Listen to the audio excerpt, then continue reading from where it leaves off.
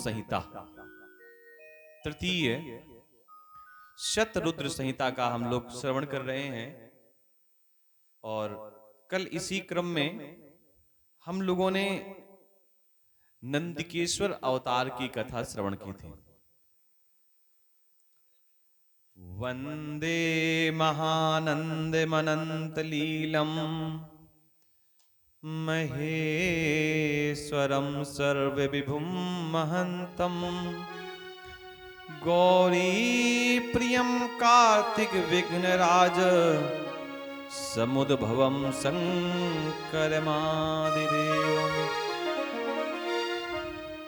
व्यास शिष्य महाभाग सूत ज्ञान दया निधे वद संभवताराशम यैर्काशीय सताम शिवम। हम लोग कथा के क्रम में भैरव अवतार की कथा श्रवण करेंगे। आपने प्रारंभ के दिनों में कथा श्रवण की थी कि ब्रह्मा और विष्णु का जब युद्ध हुआ तो उस युद्ध को समाप्त करने के लिए स्वयं भूत भावन महादेव अग्नि स्तंभ के रूप में प्रकट हुए और प्रतिस्पर्धा की श्रेणी में कि हम बड़े ब्रह्मदेव ने झूठ बोला और झूठ बोलने का परिणाम कि महादेव के गण वीरभद्र ने अपनी कनिष्ठिका उंगली से ब्रह्मदेव के मस्तक को उखाड़ दिया, जिस मस्तक से ब्रह्मदेव ने झूठ बोला था। ब्रह्मदेव का मस्तक उखाड़ने के कारण उन्हीं भैरव को ब्रह्म हत्या का पाप लगा। और ब्रह्म हत्या के पाप की निवृत्ति कैसे हो, इसके लिए भैरव पूरी दुनिया पर घूमते रहे, भगवान विष्णु के पास गए और तमाम जगह गए, लेकिन ब्रह्म हत्या का पाप उनके मस्तक से नहीं उतरा। तब भगवान शिव ने कहा भैरव से कि आप ऐसा करो, आप हमारी नगरी चले जाओ जहां पर हमारा नित्यवास होता है। उससे क्या होगा?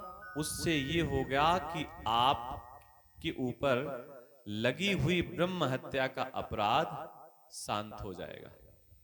वही भैरव अपनी ब्रह्म हत्या की निवृत्ति के लिए काशी क्षेत्र में गए और वहां पर उनकी ब्रह्म हत्या समाप्त हो गई गंगा में स्नान करने के बाद और महादेव का दर्शन करने के बाद, विश्वनाथ का दर्शन करने के बाद। लेकिन भैरव को ऐसा लगा कि यहां पर मेरी ब्रह्म हत्या समाप्त हुई है, ये स्थान मेरे लिए बहुत श्रेष्ठ है, मैं ऐसे स्थान को छोड़ करके नहीं जाना चाहता। तो भगवान शिव ने भैरव को काशी का कोतवाल नियुक्त कर दिया।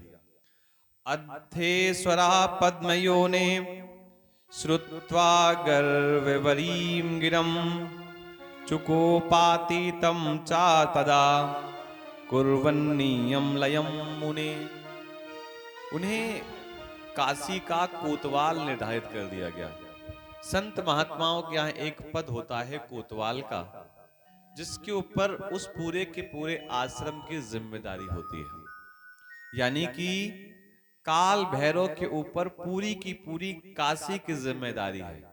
वैसे तो वहां के काशी विश्वनाथ प्रथम पूजनीय हैं और उन्हीं की नगरी है, लेकिन उनके जो गण हैं उनमें से श्रेष्ठ जो गण हैं जिन्हें काल भैरव कहते हैं, अगर उनका पूजन न किया जाए तो फिर शिव का पूजन अधूरा समझना चाहिए। एक बात और भी है कि काल भैरव का पूजन करने से व्यक्ति को तमाम प्रकार की व्याधियों से मुक्ति मिल जाती है। व्याधि कहते हैं बीमारी को, और तमाम प्रकार की डरावनी वस्तुओं से मुक्ति मिल जाती है काल भैरव का पूजन करने से। अथम छिन्नम विधि शिरो दृष्ट्वा भीतितरो हरि सात रुद्री मंत्रेस भक्त्या तुष्टाव शंकरम। त्वया मान्यो विष्णुरसो तथा सतधति स्वयं कपालम वैद संवापी नील लोहित धारयः। इस प्रकार भैरव जी का प्राकट्य की भी कथा हो गई, पहले श्रवण की थी आप लोगों ने। और काल भैरव फिर वहीं के अधिष्ठात देवता हो गए और फिर उस नगरी को छोड़ करके कहीं नहीं गए। शतरुद्र संहिता में भगवान शिव के 10 अवतारों की कथा है, जिनके हम केवल नाम बताते रहेंगे। कथा का क्रम तो बहुत बड़ा है। जो भगवान शिव का प्रथम अवतार है उसको महाकाल के नाम से जाना जाता है, जो भक्तों को अभीष्ट फल देने वाला है। दूसरा अवतार भगवान शिव का तार के नाम से जाना जाता है, जो भोग और मोक्ष को प्रदान करने वाला है। तीसरा अवतार भगवान शिव का भुवनेश्वर के नाम से जाना जाता है, और ऐसे भगवान भुवनेश्वर का दर्शन करने से सुख की प्राप्ति होती है। चौथा अवतार विद्वेष महादेव के रूप से जाना जाता है। पांचवा अवतार भगवान शिव का भैरव के रूप से जाना जाता है, जिन महादेव की पत्नी भैरवी हैं और इनकी उपासना करने से सभी प्रकार की कामनाएं पूर्ण हो जाती हैं। भगवान शिव का छठवां अवतार छिन्न मस्तक नाम से है और इनकी अधिष्ठात्री देवी हैं गिरिजा, जो अपने भक्तों का मनोरथ पूर्ण करने वाली है। शिव जी का जो 7वां अवतार है उस अवतार का नाम है धूमवान और इनकी शक्ति है धूमी या धूमावती, और ये सज्जनों उपासकों को फल देने वाली है। शिव जी का जो 8वां अवतार है उसका नाम है बगला मुख, और ऐसे बगला मुख भगवान की जो अधिष्ठात्री देवी हैं उनका नाम है बगलामुखी, और इनका दर्शन करने से आनंद स्वरूप की प्राप्ति होती है। भगवान शिव का जो 9वां अवतार है उसे मातंग कहते हैं, और मातंग भगवान शिव के अवतार की जो अधिष्ठात्री शक्ति है उनका नाम है मातंगी, और ऐसे शिव और शिवा का दर्शन करने से भक्तों को भोग और मोक्ष की प्राप्ति होती है। शिव जी का 10वां अवतार है कमल नाम वाला, जिनकी पत्नी का नाम है पार्वती या कमला, जो भक्तों का पालन करने वाली है। इस प्रकार भगवान शिव के 10 अवतार हैं। बोलिए शंकर भगवान की जय। भगवान शिव का एक अवतार सुरभि से भी है। सुरभि कहते हैं गाय को। इसमें बड़ी सुंदर कथा है।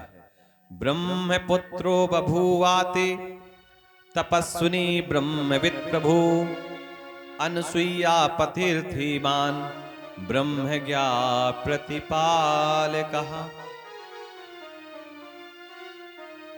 एक बार एक कथा आती है कि जब संसार में जगदम्बा, भवानी और शिवा, इन तीनों की कीर्ति पूर्ण रूप से फैल गई, तो एक दिन जगत जननी जगत माता दुर्गा को ऐसा लगा कि हमारी कीर्ति तो पूरे संसार में फैल गई है, लेकिन बाकी जो धरती की स्त्रियां हैं, जो बड़ी श्रेष्ठ स्त्रियां हैं, उनकी भी कीर्ति तो संसार में फैलनी चाहिए। कथा आती है अत्रि महाराज की, अनसुईया की। अत्रि तो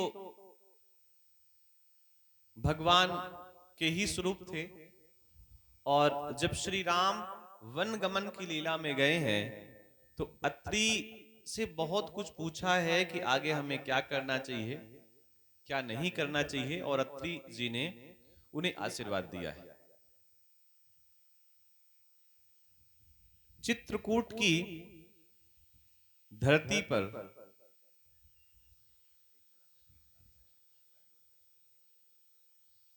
बोलिए चित्रकूट धाम की जय।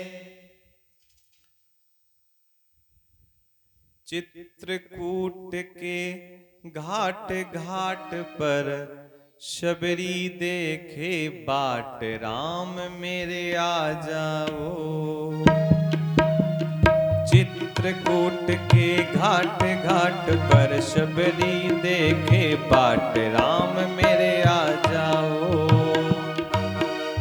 चित्रकूट के घाट घाट पर सबरी देखे बाट, राम मेरे आ जाओ। राम मेरे आ जाओ, राम मेरे आ जाओ, राम मेरे आ जाओ, राम मेरे आ जाओ। चित्रकूट के घाट घाट पर सबरी देखे बाट, राम मेरे आ जाओ। चित्रकूट के घाट घाट पर सबरी देखे बाट, राम मेरे आ जाओ।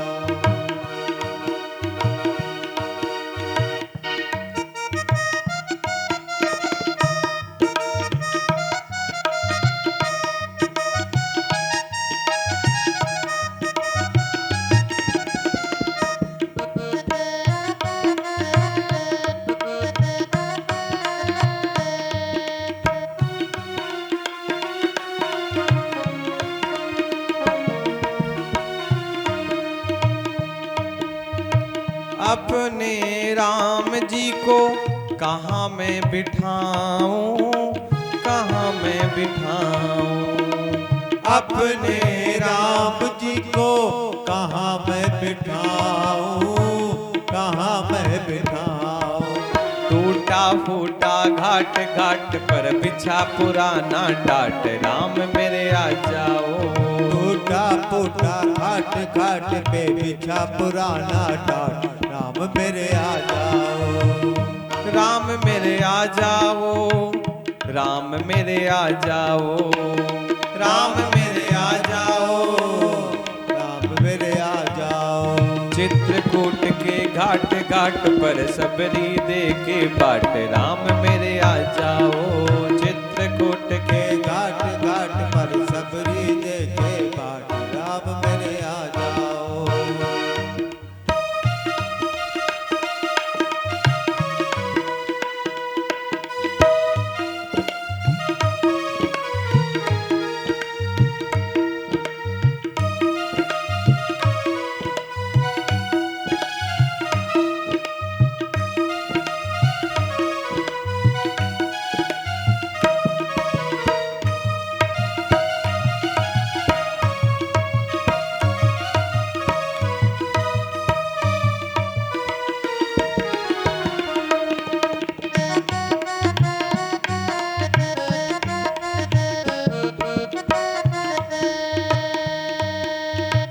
अपने राम जी को क्या मैं खिलाऊं, क्या मैं खिलाऊं।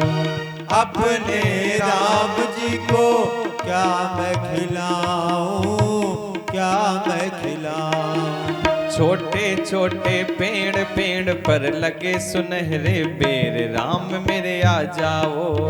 छोटे छोटे पेड़ पेड़ पे लगे सुनहरे बेर, राम मेरे आ जाओ।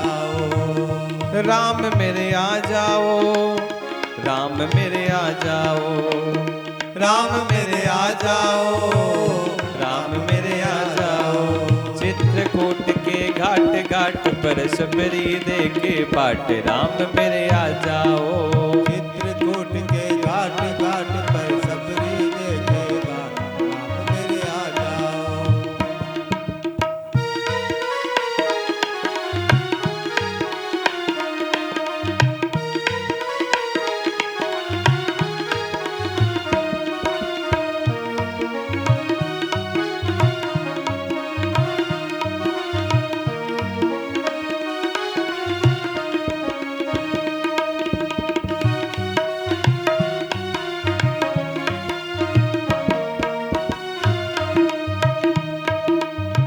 अपने राम जी के चरण पखारूं, चरण पखारूं।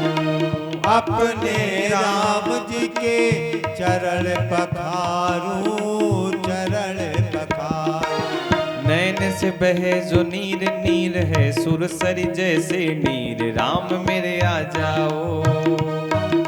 नैन से बहे जो नीर नीर है सुरसरी जैसे नीर, राम मेरे आ जाओ।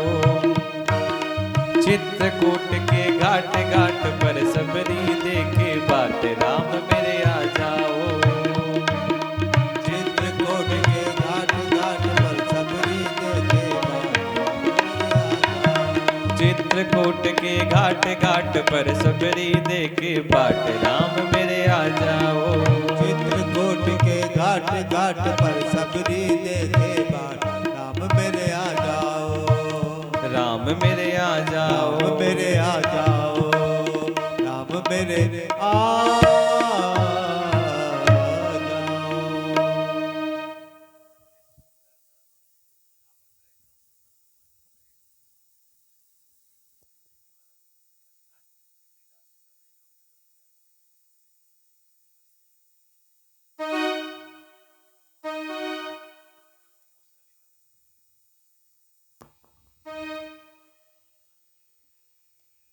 कथा के क्रम में आता है,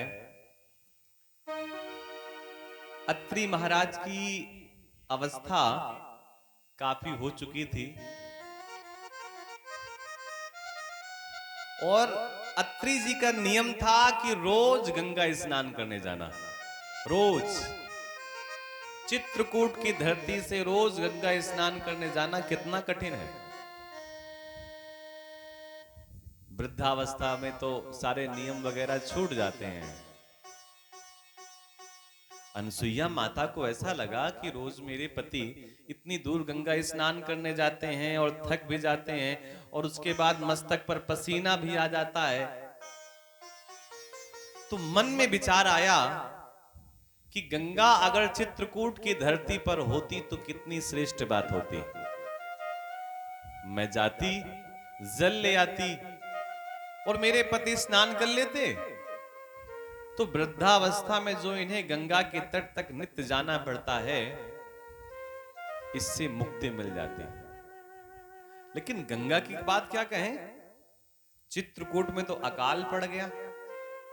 सुनने में बड़ा कठिन लगता है कि जहां पर राम 12 साल रहे वहां पर भी अकाल पड़ सकता है क्या? बिल्कुल पड़ सकता है। अरे जहां राम जी का जन्म हुआ वहां 14 साल कोई फूल नहीं खिला वनवास गमन की लीला के बाद, तो जहां 12 साल राम रहे वहां अकाल पड़ गया, ये कोई बहुत बड़ी बात नहीं है।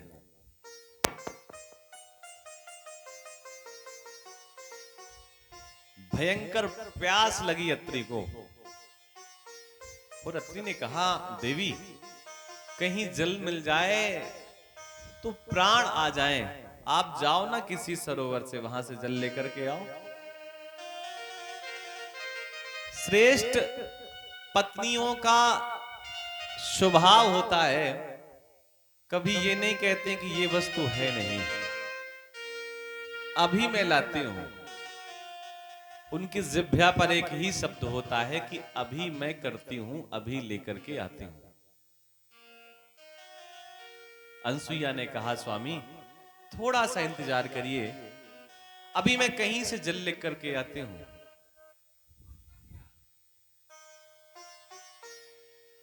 ब्रह्मपुत्रो बभूवाति तपस्वी ब्रह्मवित् प्रभु, अनसुईया पतिर्धीमान ब्रह्म ज्ञान प्रतिपालकः। अनसुईया ने कहा, स्वामी कुछ देर इंतजार करो, मैं अभी जल लेकर के आती हूं। कमंडल लेकर के चल पड़ी, लेकिन कहीं पर भी उन्हें जल की एक बूंद भी दिखाई नहीं दी।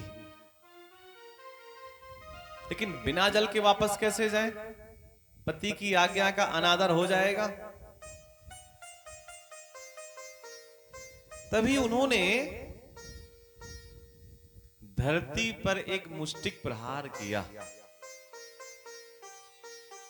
और मुष्टिक प्रहार करने का परिणाम कि वहीं पर गंगा प्रकट हो गई।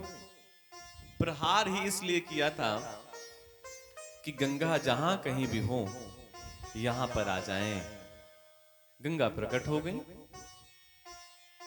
अब गंगा ने कहा, देवी आपने हमें याद किया। हाँ, क्यों? क्योंकि यहां चित्रकूट की धरती पर जल नहीं है और हमें आपकी आवश्यकता है। जल लिया कमंडल से, कमंडल में अनसुईया माता ने, और वापस चलने लगी तो गंगा ने कहा, मुझे कब तक यहां रुकना है? अरे आपका कार्य हो गया, अब हमें आज्ञा दो तो हम जाएं। ये गंगा ने माता अनसुईया से कहा। अनसुईया माता ने कहा कि जब तक मैं वापस ना आ जाऊं आप इस स्थान को छोड़ करके मत जाइएगा। गंगा ने कहा ठीक है। एक गड्ढे पे गंगा बैठ गई। अत्रि जी के पास जल लेकर के अनसुईया माता पहुंची और अत्रि जी ने जल पिया और कहा, देवी आसपास तो कहीं दूर दूर तक जल ही नहीं है, आप कहां से जल लेकर के आई हैं? तब अनसुईया माता ने कहा, स्वामी आपकी नजरों में भली ही चित्रकूट की धरती पर जल ना हो, लेकिन मैं भी गई थी तो यहीं पर नजदीक में एक सरोवर था, वहीं पर शुद्ध जल भरा हुआ था, मैं वहां से जल लेकर के आ गई।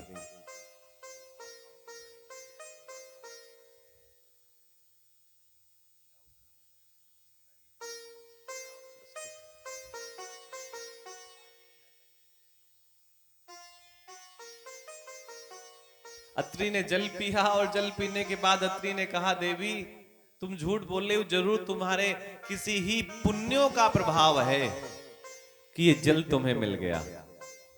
नहीं नहीं स्वामी, मैं झूठ नहीं कह रही, मैं गई थी, वहीं पर सरोवर था और वहां पर हमें जल प्राप्त हुआ। अत्रि ने कहा, मैं भी उस सरोवर को देखना चाहता हूं। वैसे तो जानती थी माता अनसुईया कि वो गंगा है, मैंने प्रकट किया है।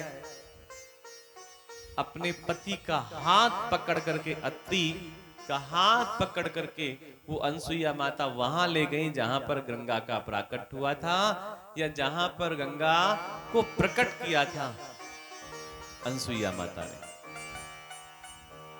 अत्रि जी ने गंगा को देखा, प्रणाम किया, पूछा अत्रि ने कि देवी ये गंगा का प्राकट्य कैसे हुआ? तो अनसुईया माता ने कहा, स्वामी ये सब आपके ही तप का प्रभाव है, कोई और होता तो कह देता कि मैंने प्रकट किया है, लेकिन अनसुईया माता ने कहा, स्वामी ये सब आपकी तपस्या का, आपके भजन का, आपके कीर्तन का, आपके यज्ञ का परिणाम है कि इस सूखे में भी गंगा का प्राकट्य हो गया। अत्रि ने माता गंगा को प्रणाम किया और निवेदन किया मां से कि आप आ गई हैं और श्रेष्ठ लोगों का कर्तव्य होता है कि अपने से छोटे लोगों की सहायता करना, और यहां जल की बहुत ज्यादा आवश्यकता है और आप यहां से छोड़ करके ना जाएं। गंगा मैया ने कहा, ठीक है, हम यहां पर प्रकट हो जाती हैं और छोड़ करके नहीं जाएंगी। वही गंगा वहां पर चित्रकूट की धरती पर राम गंगा के नाम से प्रकट हो गई। और प्रकट किसने किया, बुलाया किसने? अनसुईया माता ने। बार बार अत्रि कहते रहे, देवी ये सब तुम्हारे पुण्यों का प्रभाव है, लेकिन देवी ने कहा, नहीं नहीं स्वामी, ये सब आपके पुण्यों का प्रभाव है कि गंगा का यहां पर प्राकट हो गया। कथा का तात्पर्य यह है कि कभी कोई बड़ी उपलब्धि मिल जाए तो ये नहीं कहना चाहिए सब हमारे कारण है, ये तो सब ईश्वर की कृपा है। आप यहाँ पर 3 घंटे बैठ लेते हैं तो ये मन में भाव ना है कि हम तो 3 घंटे बैठकर कथा सुनते हैं। मन में भाव आना चाहिए कि ईश्वर हमसे इतनी बड़ी सहायता, इतना बड़ा कार्य करवा लेता है, अन्यथा तो घंटे भर भी बैठना मुश्किल हो जाता है। इस अवस्था में पूरे के पूरे संसार में खबर फैल गई कि कि अनसुईया से जैसी सती तो कोई है नहीं संसार में। पूरे के पूरे संसार में खबर फैल गई, क्योंकि गंगा का प्राकट्य अनसुईया माता के सतीत्व के कारण ही हुआ था। शिव पुराण में रोज कथा आप सुन रहे हैं कि पत्नियों के ही तपस्या के कारण जलंधर जैसे, शंखचूड़ जैसे राक्षसों ने कितना अत्याचार किया, केवल पत्नियों के तप बल के कारण। लेकिन एक अत्रि महाराज हैं और उनकी पत्नी अनसुईया है कि अत्रि जी ने कभी अपने तपस्या का दुरुपयोग नहीं किया और माता अनसुईया ने कभी नहीं बताया कि मेरे सतीत्व के कारण गंगा का यहां पर प्राकट हुआ है। संसार में खबर फैल गई। नारद जी के मन में चिंता हुई कि इतनी बड़ी तपस्विनी धरती पर रहती है, भारत की धरती पर, चित्रकूट की धरती पर, और इसका प्रचार होना चाहिए, लोगों को पता होना चाहिए कि अनसुईया नाम की भी माता कोई धरती पर है जो सती है, जो पतिव्रता है। नारद जी तो ऐसी लीलाओं को ढूंढते हैं कि कहीं कुछ मिल जाए। नारद जी अनायास पहुंच गए ब्रह्मा जी के पास और वहां पर उनके कमल पुष्प पर उनकी ब्रह्माणी बैठी हुई थी। ब्रह्माणी को नारद जी ने प्रणाम किया और कहा कि मां, हमें थोड़ी सी प्यास लगी है, जल पिला दीजिए।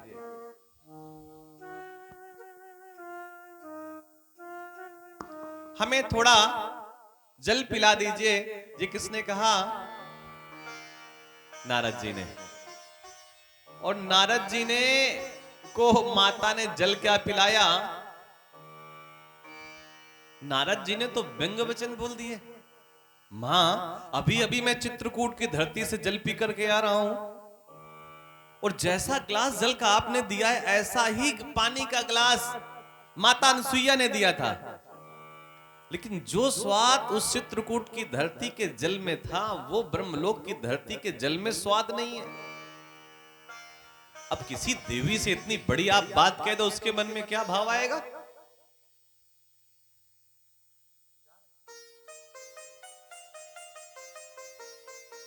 मन में क्या भाव आएगा?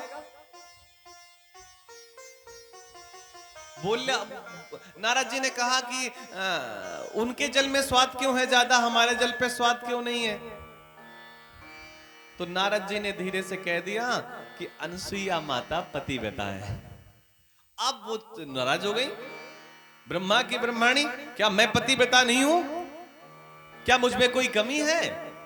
नहीं नहीं, आप में कोई कमी नहीं है, लेकिन वो सती हैं। इस प्रकार से नारद जी ने बातों को घुमा दिया। मन में बात बैठ गई ब्रह्मा जी की पत्नी ब्रह्माणी के कि हमसे बड़ा कैसे कोई हो सकता है, हम ही तो सबसे बड़े हैं। लक्ष्मी माता के पास गए। लक्ष्मी माता से कहा, मैया बड़ी भूख लगी है, कुछ लड्डू वड्डू हो तो खिलाइए ना। लक्ष्मी माता ने बढ़िया से लड्डू दिए कि मेरा पुत्र नारद आया है, दिन भर मेरे पति का नाम लेता है और मैं इसको लड्डू खिलाती हूँ। बढ़िया से लड्डू लक्ष्मी जी ने खिलाए। नारद जी ने खाए तो, लेकिन धीरे से मुंह बना लिया। माता ने कहा कि इतने प्यार से मैंने आपको लड्डू दिया है, भोग दिया है, और आपने मुंह बना लिया, आखिर क्यों? तो नारद जी ने कहा, अभी अभी चित्रकूट की धरती से आ रहे हैं और वहां अनसुईया माता ने भी लड्डू दिया था, लेकिन जो स्वाद अनसुईया माता के लड्डू में था, मां, वो स्वाद आपके लड्डुओं पे नहीं है। क्यों मेरे लड्डुओं पे क्यों नहीं है? अरे वो तो धरती की स्त्री है, वो तो जंगल की स्त्री है, उसके पास क्या पकवान होंगे, क्या मेवा होगी, और मैं तो स्वर्ग में रहती हूँ, नारायण के पास रहती हूँ, मैं लक्ष्मी हूँ, मैं रमा हूँ, मेरे लड्डुओं में क्या कोई कमी है क्या स्वाद में? आखिर उस लड्डुओं के स्वाद में क्या कमी, क्या विशेषता थी जो आप लड्डू खा करके आ रहे हैं? तो धीरे से नारद जी ने कह दिया कि वो सती हैं, वो पतिव्रता हैं। तो क्या मैं पतिव्रता नहीं हूं? क्या मैं सती नहीं हूं? नारद जी ने कहा, नहीं नहीं, आप भी हैं, लेकिन वो ज्यादा है। एक बात बताएं, कई कथाओं में ऐसा आता है कि लक्ष्मी जी नारायण को छोड़ करके चली गई हैं, लक्ष्मी जी ने नारायण की बात नहीं मानी है। आप कल्पना करिए, राम जी को वनवास हुआ था, राम जी ने कहा सीता तुम यहीं पर रहो, लेकिन माता ने बात राम जी की नहीं मानी। बात ना मानना भी कहीं न कहीं थोड़ा सा सतीत्व को कमजोर करता है। अब नारद जी दो जगह तो सुलगाए थे धुआं, उनको लगा एक जगह और बची है, वहां जाकर के भी कुछ खेल खेल दे। भाई गर्मी का मौसम है ही, जेठ का मौसम है ही, लकड़ियां बिल्कुल सूखी हैं, बस थोड़ी सी चिंगारी तो लगानी है। नारद जी पहुंच गए माता पार्वती के पास, मां को प्रणाम किया, माता की जय हो, महादेव की जय हो। भगवान शंकर बड़े प्रसन्न हुए, आशीष दिया, नारद बहुत दिन बाद आए पुत्र, क्या समाचार है, सब कुशल मंगल है ना? हाँ सब कुछ बढ़िया है। धीरे से नारद जी ने कहा मां बहुत दूर की यात्रा से चल करके आया हूं, और कुछ खाने पीने के लिए है क्या?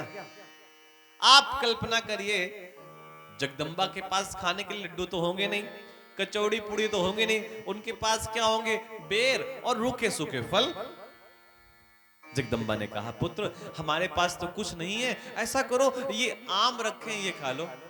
अब नारद जी ने आम खाए। नारद जी ने कहा कि मैया अभी अभी हम चित्रकूट की धरती से आ रहे हैं।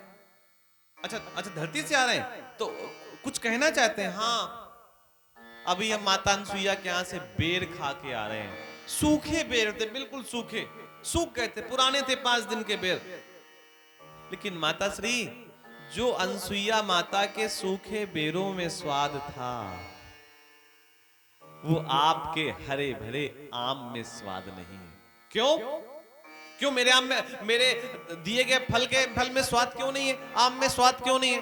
अरे माता वो ऐसा है ना कि वो पतिव्रता है। तो क्या मैं पतिव्रता नहीं हूं? क्या मैं सती नहीं हूं? तो धीरे से नारद जी ने कहा माता जी सती तो आप भी हैं, लेकिन जब एक जन्म में सती थी और माता जी ने कहा था, भगवान ने कहा था कि अपने मायके मत जाओ, तो आपने अपने पति की बात मानी थी? नहीं मानी थी। भगवान शिव ने कहा था राम जी को प्रणाम करो, आपने राम जी को प्रणाम किया? नहीं किया। तो वो सती हैं, आप भी सती हैं, लेकिन उनकी जगह थोड़ा सा कम है। बात मन में चुभ गई कि धरती में हमसे बड़ा भी कोई हो सकता है क्या? अहंकार भैया बड़ी खतरनाक चीज होती है, किसी को चुभ जाए तो व्यक्ति तड़प उठता है। वो सती हैं, वो सती हैं, वो सती हैं, तो क्या हम सती नहीं है? आप कल्पना करिए, देवताओं की पत्नी के सामने किसी मनुष्य की, मानव की पत्नी की तारीफ की जाए, तो क्या देव कन्याएं, देव बालाएं, देव स्त्रियां स्वीकार कर लेंगी? बिल्कुल नहीं। लक्ष्मी ने कहा मैं परीक्षा लेकर के रहूंगी, रमा ने कहा मैं भी परीक्षा लेकर के रहूंगी, और ब्रह्मा की ब्रह्माणी ने कहा मैं भी परीक्षा लेकर के रहूंगी। तीनों गई कहां? चित्रकूट की धरती पर। लक्ष्मी जी रुंझुन रुंझुन करती हुई जब आगे चलने लगी, तो लक्ष्मी जी के पैरों में बंधी हुई पैजेब की आवाज को सुन करके उमा ने कहा दीदी कहां जा रही हैं, हमको भी तो बताओ। तो लक्ष्मी जी ने कहा माता पार्वती से, मैं चित्रकूट जा रही हूं। अरे मैं भी तो वहीं जा रही हूं, तुम भी वहीं जा रही हो, मैं भी वहीं जा रही हूं, हम दोनों का रास्ता तो एक ही है ना, अलग अलग क्यों जा रही? चलो साथ चलो। अब लक्ष्मी जी रुंझुन रुंझुन करती हुई आगे बढ़ी, तो ब्रह्मा की पत्नी को, ब्रह्माणी को भी खनक लग गई कि ये दोनों बहनें कहां जा रही हैं। ब्रह्मा की पत्नी ब्रह्माणी ने कहा दीदी कहां जा रही हैं? हम तो चित्रकूट जा रही हैं। तो ब्रह्मा की पत्नी ने कहा हम भी चित्रकूट जा रहे हैं। तीनों ने आपस में पूछा किसके यहां जा रही हैं? बोले परीक्षा लेने जा रही हैं। तो तीनों ने कहा हम भी परीक्षा लेने जा रही हैं। दूसरी ने कहा हम भी परीक्षा लेने जा रही हैं। तो तीनों ने कहा ये बताओ कहीं नारद तो नहीं गए थे आपके यहां? अरे गए थे। अच्छा वो सती वाली बात तो नहीं बताई थी कि वो पतिव्रता है? हाँ हाँ हमसे भी कही थी। अब तो एक से भले दो और दो से भले तीन। ये जो जितनी भी लीला हो रही है शिव की लीला है, ये लक्ष्मी रमा उमा की लीला नहीं है, ये शिव की लीला है। तीनों ने मन में विचार किया कि इतनी बड़ी मैं परीक्षा लूंगी कि उनका सतीत्व अपने आप कम पड़ जाएगा, धीमा पड़ जाएगा, हल्का हो जाएगा, उसका पता नहीं चलेगा। तीनों ने कहा अगर ऐसी बात है तो हम चित्रकूट नहीं जाएंगे, हम सब लोग वापस अपने अपने घर जाएंगे और हम परीक्षा लेने नहीं जाएंगे, हम अपने पतियों को परीक्षा लेने के लिए भेजेंगे। तीनों वापस अपने अपने घर आ गए। ब्रह्मा ने कहा अरे मैं बूढ़ा हो गया हूं, मैं क्या परीक्षा लेने जाऊंगा। नारद जी ने भी कहा अरे देवी, वो जंगल की रहने वाली मां है, क्या परीक्षा लेना उसकी। कल्पना करिए, बहुत बार बड़े लोगों को छोटे लोगों की झोपड़ियां गिराने में बड़ा मजा आता है। अन्यथा क्या पड़ा हुआ था लक्ष्मी को कि चित्रकूट की धरती पर आती और माता अनसुईया की परीक्षा लेती। क्या आवश्यकता थी? कोई आवश्यकता नहीं थी, लेकिन बात चुभ गई थी। तीनों ने अपने पति को भेजा। भगवान शिव ने तो मना कर दिया, हमें क्या करना है परीक्षा लेकर के देवी, हम लोग तो कैलाश पर बड़े प्रेम से रह रहे हैं, बड़े उत्साह के साथ रह रहे हैं। लेकिन भैया पत्नियों के सामने पतियों की चलती कहां है। तीनों ने इतना सिखाया कि तीनों ने कहा अब ज्यादा जिद ना करो, हम परीक्षा लेने चले जाएंगे। भले ही हमारा शरीर बिगड़ जाए, हमारा सब कुछ नष्ट हो जाए, कुछ ना बचे, लेकिन हम परीक्षा लेने जाएंगे, अब हमको परेशान मत करो। तीनों चल पड़े, ब्रह्मा विष्णु महेश। आप कल्पना करिए, भगवान शंकर परीक्षा लेने जा रहे हैं किसी की, और जिसके द्वार पे महादेव परीक्षा लेने जा रहे हैं, वो कितना बड़ा होगा। कल्पना तो करिए। जो परीक्षा देता है वो परीक्षा लेने वाले से बड़ा ही तो होता है, तभी तो पास हो पाता है परीक्षक के सामने। शिव परीक्षा लेने जा रहे हैं, शिव द्वार पे जा रहे हैं, विष्णु जो आ रहे हैं। अरे जिनके द्वार पे सब आते हैं, आज वो द्वार पे जा रहे हैं किसी के अनसुईया के। महादेव अगर किसी के द्वार में पहुंच गए हैं तो कल्पना करिए वो कितना बड़ा होगा, कितना श्रेष्ठ व्यक्ति होगा कि उसके पास महादेव को जाना पड़ रहा है, विष्णु को जाना पड़ रहा है, ब्रह्मा को जाना पड़ रहा है। अन्यथा तो देवता हाथ जोड़े खड़े रहते भगवान शंकर की कुटिया के सामने। तीनों ने सोचा परीक्षा कैसे लें। तीनों ने अपना वेश बदल लिया। चित्रकूट की धरती पर, जहां पर कोई मनुष्य नहीं रहता है, केवल अत्रि और अनसुईया ही रहते हैं, जहां की गलियां बिल्कुल शांत रहती हैं, वहां कोई गुजरता ही नहीं है, उन गलियों से तीनों महात्मा निकल पड़े परीक्षा लेने के लिए, एक सती के सतीत्व की परीक्षा लेने के लिए। भिक्षुक का वेश बना करके पहुंच गए। कल्पना करिए, माताएं पतियों से क्या नहीं करा सकती। वो जगन्नाथ जो केवल बांटना जानता है, उसको हाथ फैला के खड़ा कर दिया। वो महादेव जो केवल लुटाता है, उसको भिक्षुक बना दिया माता पार्वती ने।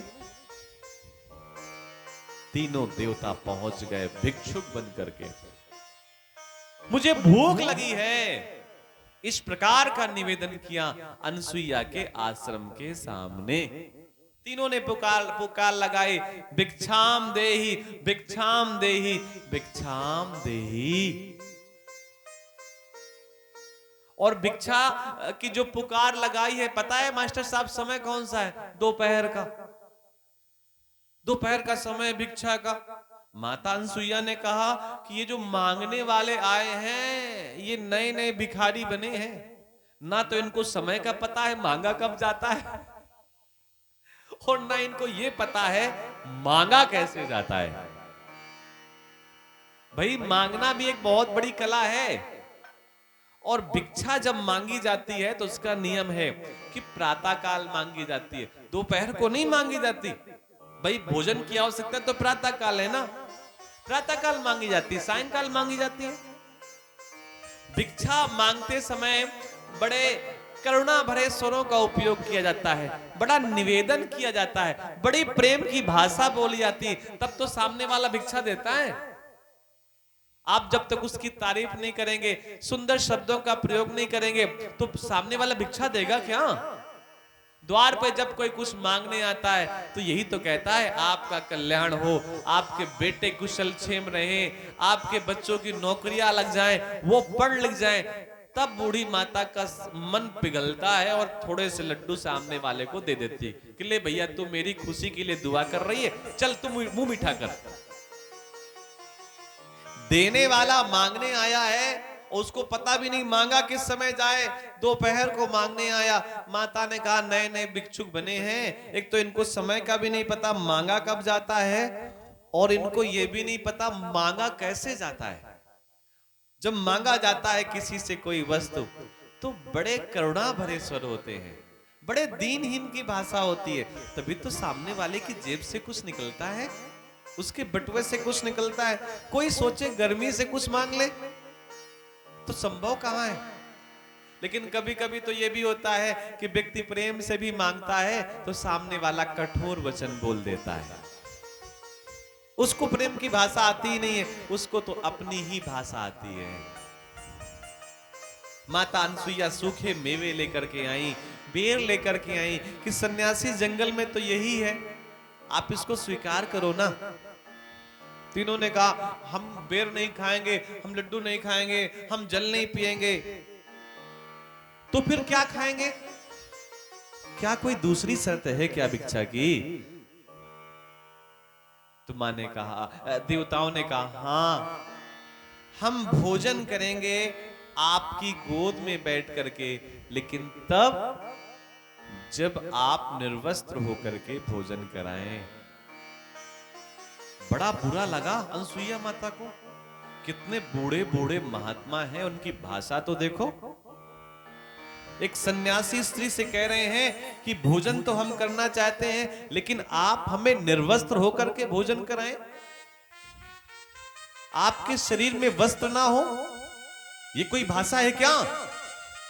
लेकिन गलती हो गई तीनों महात्माओं से, तीनों देवताओं से। क्या गलती हो गई? ये तो कह दिया कि निर्वस्त्र होकर के भोजन कराइए, लेकिन एक शब्द बोल दिया, क्या? मां।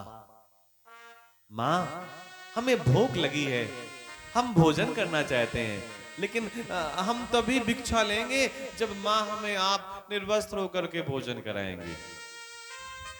अनसुईया माता ने आंख बंद की,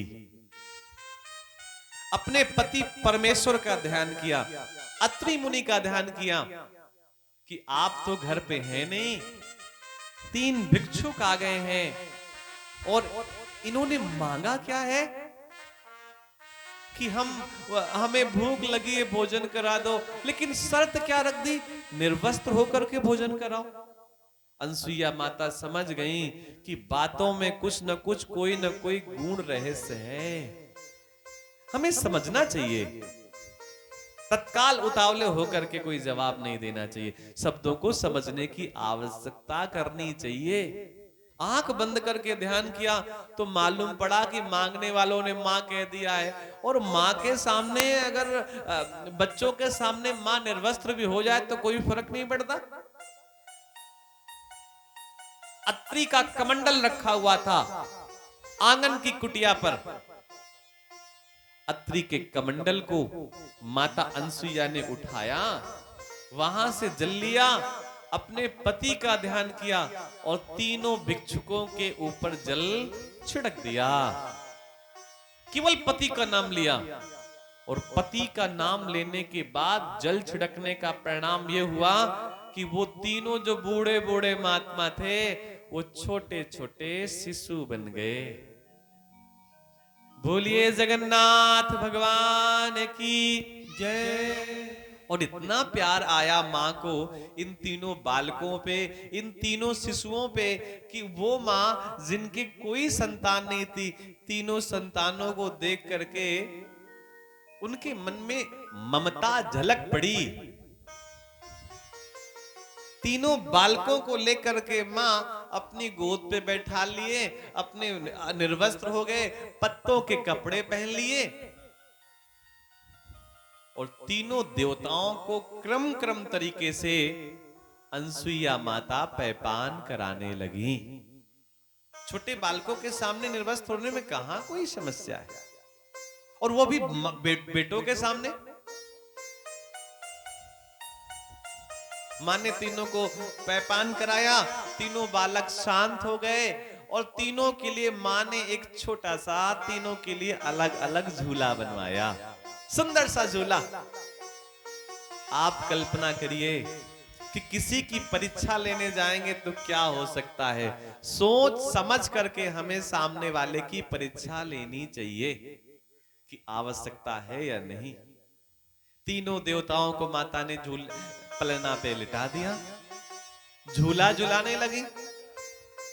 सांझ को अत्रि आए और अत्रि ने कहा, देवी दरवाजा खोलो, मैं आ गया हूं, मुझे जल लाओ, मुझे प्यास लगी है, मैं थक करके आया हूं। ये किसने कहा? अत्रि जी ने माता से, देवी से कहा कि देवी शीघ्र आओ और हमें जल तो पिलाओ। अनसुईया माता ने कहा, स्वामी आज मैं आपकी बात नहीं मानूंगी, हम आपकी बात नहीं मानेंगे, हमारी बातों का बुरा मत मानना। आज हम आपके पास नहीं आएंगे आपको जल पिलाने, आपके लिए तौलिया लेकर के नहीं आएंगे, आपके लिए शीतल जल लेकर के नहीं आएंगे। अत्रि ने कहा, देवी आज तक तुमने कभी मेरी बात के लिए मना नहीं किया, और आज क्यों मना कर रही हो? तो माता ने कहा कि आप ही अंदर आइए ना, आप देखिए तो आकर के कितनी खुशियां आई हैं। अपने घर में एक भी बालक नहीं था, आज 3 बालक आ गए हैं। अत्रि जी ने अंदर देखा, जाकर के प्रसन्न हो गए। अत्रि जी ने कहा, ये 3 बालक कहां से आ गए? ऐसा तो कुछ दिख भी नहीं रहा था कि आप मां बनने वाली हैं। पूरी घटना बता दी। अत्रि जी तो सारी बात जानते थे, माता थोड़ी सी बातों से विस्मत थी, और ये प्रक्रिया 1 2 3 4 नहीं, 6 महीने तक चलती रही। और जो तीनों देवता हैं उनको भी बड़ा आनंद आने लगा।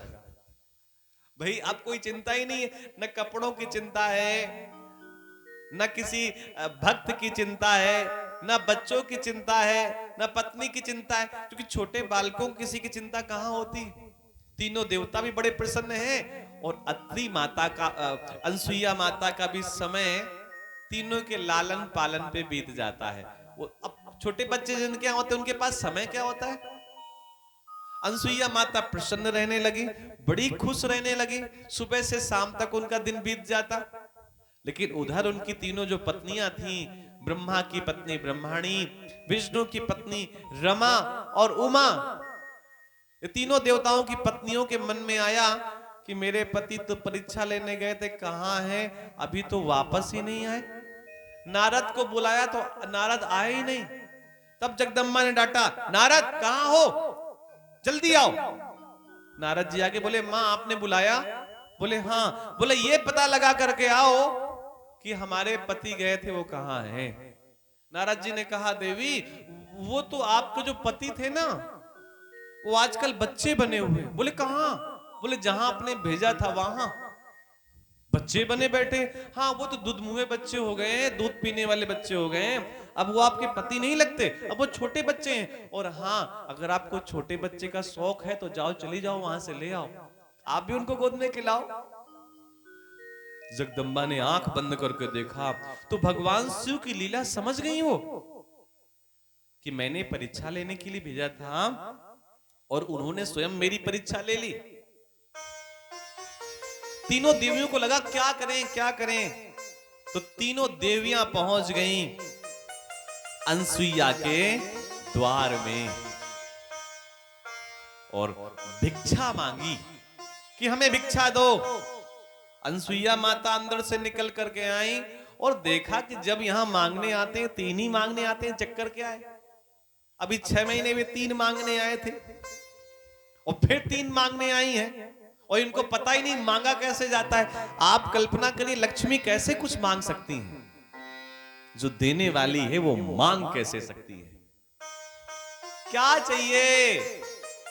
मां हमारे पति हमें वापस कर दो, ले जाओ। कहां है तुम्हारे पति? यहां तो हमारे यहां 3 बच्चे हैं और मेरे पति हैं, आपको चाहिए क्या? मेरे पति दे दो। कहां हैं? अरे वो जो जो 3 बच्चे हैं ना, यही हमारे पति हैं, हमें नहीं दे दो। अनसुईया माता ने कहा एक काम करो, तुम तीनों अंदर चली जाओ और अपने अपने पतियों का हाथ पकड़ करके उन्हें ले आओ। अब अहंकार तो थोड़ा था ही, तीनों अंदर पहुंच गईं, लेकिन वहां तो उनको अपने पति दिखाई नहीं दिए, छोटे छोटे बच्चे दिखाई दिए। अनसुईया माता ने कहा जो जिसका है वो अपना ले जाए। लक्ष्मी माता हाथ ही लगाने वाली थी कि ये मेरे वाले हो सकते हैं। तत्काल मन में आया कि कहीं ये शंकर ना हो, उनका हाथ ना पकड़ ले। ब्रह्माणी को लगा कि शायद ये मेरे वाले हो सकते हैं ब्रह्मदेव, लेकिन तत्काल ध्यान में आया कहीं महादेव ना हो। और सती तो बहुत सावधान है, क्योंकि जगदम्बा कई बार गलतियां करे बैठी हैं, वो नहीं चाहती कि अब हमसे किसी प्रकार का अपराध हो। तीनों देखिए जगत जननी, तीनों जगत माताएं अनसुईया के सामने खड़ी हैं, लेकिन बुद्धि को तो देखिए, अपने पतियों को नहीं पहचान पा रही हैं। तीनों ने हाथ जोड़े, निवेदन किया कि मां आप श्रेष्ठ हैं, आपसे बड़ा कोई नहीं है, आपसे बड़ा सतीत्व किसी के पास नहीं है। हम लोग तो केवल ऐसे नाटक में भ्रमित हैं, असली सती तो आप हैं, असली पतिव्रता तो आप हैं। हमारा आपसे निवेदन है कि हमारे पतियों को वापस कर दीजिए, उनको उसी रूप में बना दीजिए। अत्रि अनसुईया माता को तो कोई समय लगना नहीं था, कमंडल से जल लिया, अभिमंत्रित किया और तीनों के ऊपर जैसे ही जल छोड़ा, तीनों अपने असली स्वरूप में आ गए। लेकिन 6 महीने से मां मां मां मां मां मां कह रहे थे, तो तीनों हाथ जोड़े खड़े हैं, किसके सामने? अनसुईया माता के सामने, कि 6 महीने तक हम आपके यहां शिशु बन के रहे, बालक बन के रहे, आज हमारी पत्नियां आ गई हैं हमको लेने और हमें जाना पड़ेगा, और 6 महीने आप क्या रहे हैं, अब तो हमारा आपसे मन लग गया है। तीनों पुत्रों को अनसुईया माता ने विदा किया। तीनों पुत्र चलने तो लगे, लेकिन पलट पलट के अपनी मां की ओर देख रहे हैं कि कितना आनंद था, कोई चिंता ही नहीं थी। रो देते थे तो मां पैपान करा देती थी, सुबह दोपहर सांझ को मां हमें सुला देती थी, मां के बगल में लेटने का सुख मिलता था। अब फिर जाएंगे वहां जंगल में, फिर वहां नंदी भंगी श्रृंगी, तो मन लग गया मां के पास। और इधर अनसुईया माता के भी आंखों से अश्रु टपक पड़े, क्योंकि किसी के बालक अगर छोड़ करके जाएं तो कैसा लगेगा। तब तक तो अत्रि जी भी आ गए। अत्रि ने कहा आप रो क्यों रही हैं? अनसुईया माता ने कहा हम रो नहीं रहे, हमारे मन में तो अनायास आंसू आ गए कि 6 महीने तक हमारे पास रहे, अब इनसे हमारा मन लग गया है, इनको विदा करने का मन नहीं हो रहा। तीनों देवताओं को भी जाने का मन नहीं हो रहा है। तीनों देवताओं ने कहा मां हम आपकी परीक्षा लेने आए थे और उस परीक्षा में तो आप पास हो गई, हम आपसे हाथ जोड़ करके विनय करते हैं, हमसे कुछ मांग लीजिए, हमसे कुछ मांग लीजिए। तो मां ने कहा कि अगर आप हमें कुछ देना चाहते हैं तो एक कार्य करिए ना, आप ही तीनों हमारी संतान बन करके आ जाइए। जैसे मैंने अभी आपका लालन पालन किया है, वैसे ही हम आगे भी आपका लालन पालन करेंगे। ब्रह्मा चंद्रमा बन करके आए, अनसुईया माता की गर्भ से प्रकट हुए। विष्णु दत्तात्रेय बन करके आए और भगवान शिव दुर्वासा बन करके आए। तीनों देवियां जब अपने लोक में पहुंची तो तीनों देवियों के पतियों ने पूछा देवियों से, अपने अपने पत्नियों से, कि आखिर आपने परीक्षा क्यों ली, क्या कारण था, आपने क्यों अनायास उनके मन को उनकी परीक्षा लेनी चाहिए। तो पता है तीनों देवियों ने क्या कहा? तीनों देवियों ने कहा कि हमको तो पूरा संसार जानता था, ब्रह्मा की पत्नी ब्रह्माणी को कौन नहीं जानता था, विष्णु की पत्नी रमा को कौन नहीं जानता था, शिव की पत्नी उमा को कौन नहीं जानता था, लेकिन हम तीनों के मन में विचार आया कि कम से कम उसको भी तो लोग जाने जो धरती पर बैठी है, जो सती है, जो श्रेष्ठ है। ये भैया बड़े लोगों की बातें होती हैं, वो भले ही परीक्षा ले रहे हो छोटे लोगों की, लेकिन उनका मन होता है, उनका भाव होता है छोटों को बड़ा करने का। क्या आवश्यकता थी लक्ष्मी को परीक्षा लेने की, लेकिन आवश्यकता थी कि कम से कम अनसुईया माता को भी तो कोई जाने। बोलिए जगत जननी अनसुईया माता की जय। हम लोग सुंदर से गीत का आनंद लेते हैं, फिर आगे कथा में प्रवेश करते हैं।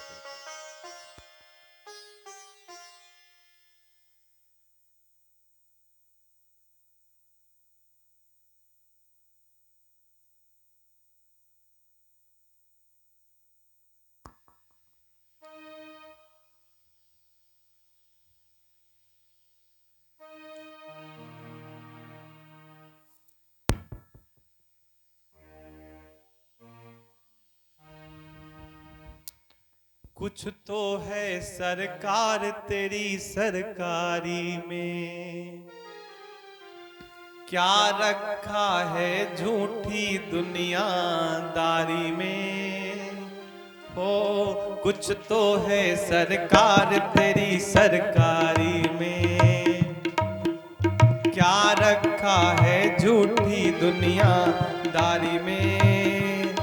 कुछ तो है सांवरे, कुछ तो है सांवरे तेरी यारी में, कुछ तो है सरकार तेरी सरकारी में, क्या रखा है झूठी दुनियादारी में।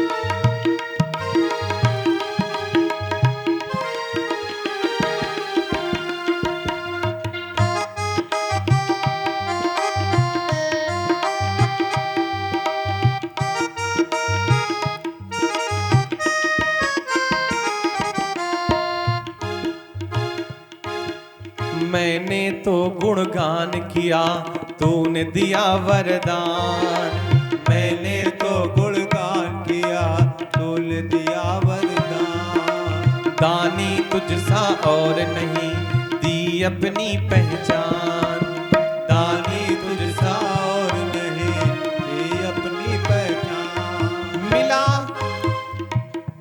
मिला सब है तेरी, मिला सब है तेरी दातारी में, कुछ तो है सरकार तेरी सरकारी में, क्या रखा है झूठी दुनियादारी में। है कुछ तो है सरकार तेरी सरकारी में, क्या रखा है झूठी दुनियादारी में। कुछ तो है सांवरे, कुछ तो है सांवरे तेरी यारी में, कुछ तो है सरकार तेरी सरकारी में, क्या रखा है झूठी दुनियादारी में। है कुछ तो है सरकार तेरी सरकारी में, क्या रखा है झूठी दुनियादारी में। बोले जगन्नाथ भगवान की जय।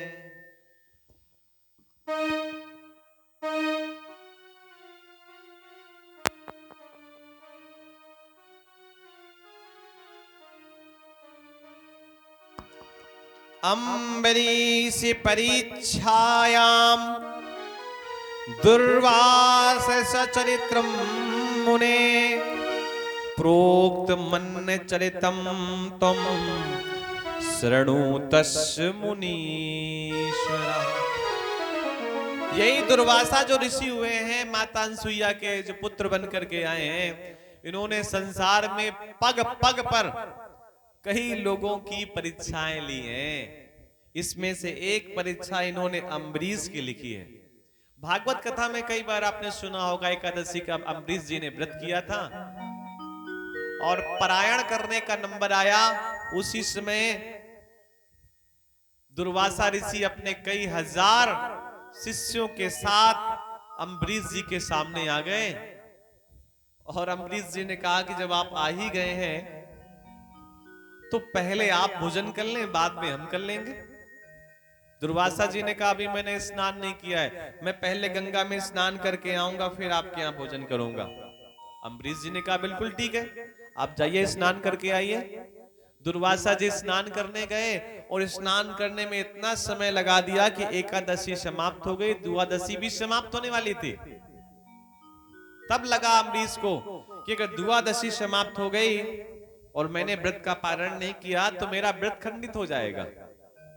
ब्राह्मणों से पूछा क्या करें, तो ब्राह्मणों ने कहा अंगूठों में जल ले लो और अपने ओठों में पोंछ लो, तो तुम्हारा व्रत भी खंडित नहीं होगा और ब्राह्मण को बिना खिलाए भोजन करने का पाप भी नहीं लगेगा। अम्बरीश जी ने ऐसा ही किया, थोड़ा सा जल लिया, ओठों पे लगा लिया। तब तक तो दुर्वासा जी आ गए, कृत्या उत्पन्न कर दी, इसको मार डालो। किसे? अम्बरीश को। क्यों? ब्राह्मणों को भोजन के लिए बुलाता है और पहले खा लेता है।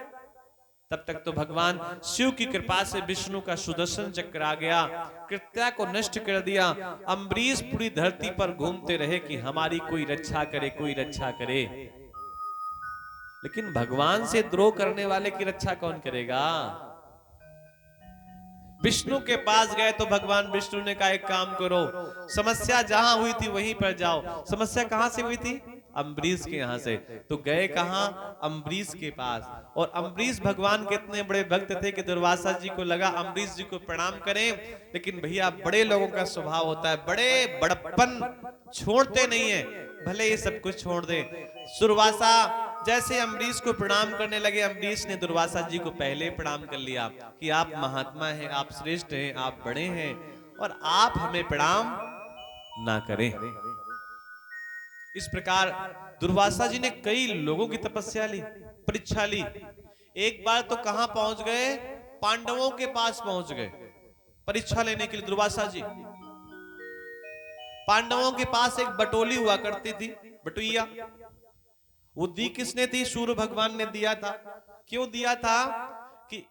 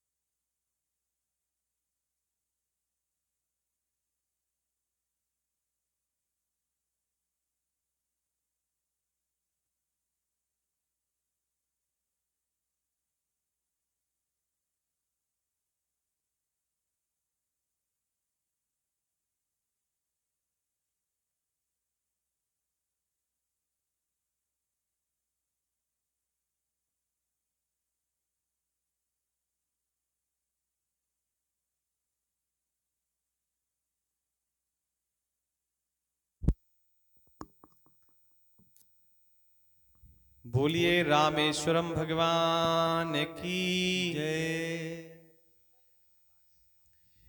इत्युक्त्वा च नभो वाणी वीरराम मुनीश्वरा अस्तावीत्सं हरांसं तंबरीरो सिचादरा। अम्बरीश जी दुर्वासा जी पहुंच गए कहां? पांडवों के पास। जब पांडव कहां थे? जंगल में। उस बटोली का नियम था कि जब तक द्रौपदी उस पे भोजन नहीं कर लेती थी, तब तक उस बटोली का भोजन कभी खत्म नहीं होता था। ये नियम था। तो क्या होता था कि जब तक पूरे पांडव सब प्रकार से भोजन नहीं कर लेते थे, तब तक माता भोजन नहीं करती थी। दुर्वासा जी कब पहुंचे? जब द्रौपदी ने भोजन कर लिया। जानबूझ के पहुंचे। एक बात और भी है, परीक्षा लेने का मतलब होता है उनकी योग्यता को बढ़ाना। परीक्षा का मतलब ये नहीं होता कि किसी का अपमान करना। भाई जिन जिन लोगों की दुर्वासा जी ने परीक्षा ली है, उनका मान बढ़ा है, घटा नहीं है।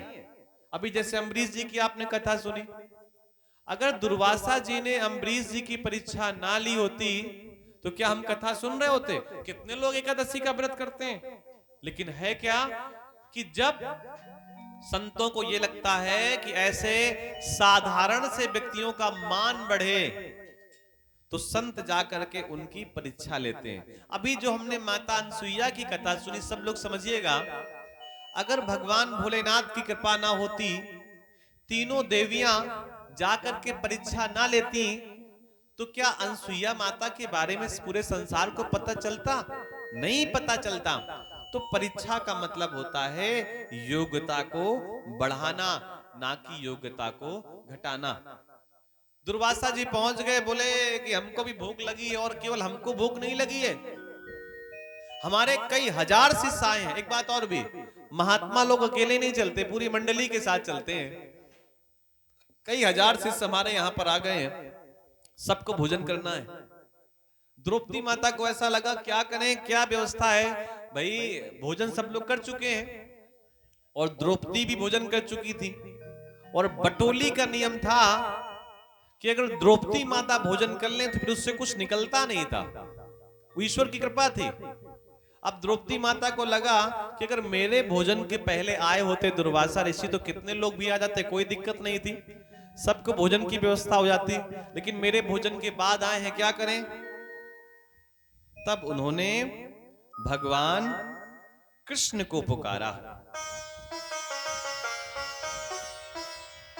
भगवान कृष्ण को पुकारा कि हे कन्हैया, तुम कहां हो और तुम शीघ्र आ जाओ। क्यों? क्योंकि आज हमें तुम्हारी बहुत ज्यादा आवश्यकता है। भगवान कृष्ण को द्रौपदी माता ने पुकारा,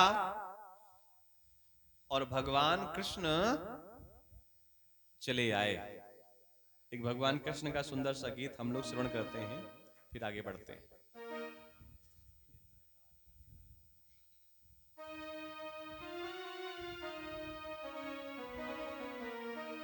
और जब द्रौपदी माता ने कृष्ण को अपने आंगन पर देखा तो क्या कहती हैं?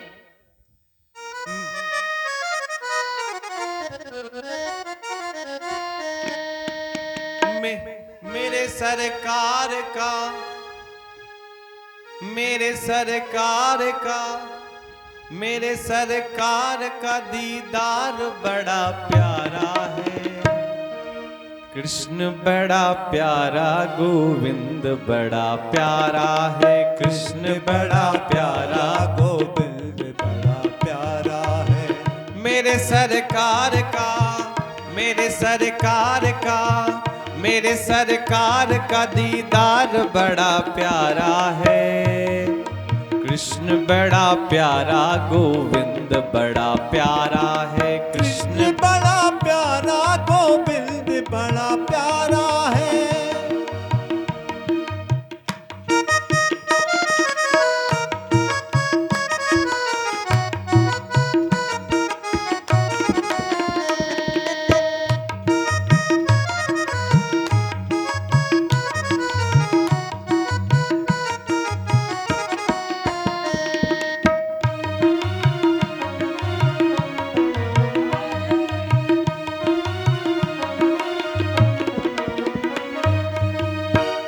नैना कटिले मोटे मोटे रसीले, तेरे नैना कटिले मोटे मोटे रसीले, दिल को छीन लिया तेरी प्यारी हंसी ने, दिल को छीन लिया तेरी प्यारी हंसी ने। प्यारी अखियों में लगा कजरा बड़ा प्यारा है, प्यारी अखियों में लगा कजरा बड़ा प्यारा है। कृष्ण बड़ा प्यारा गोविंद बड़ा प्यारा है, कृष्ण बड़ा प्यारा गोविंद बड़ा प्यारा है।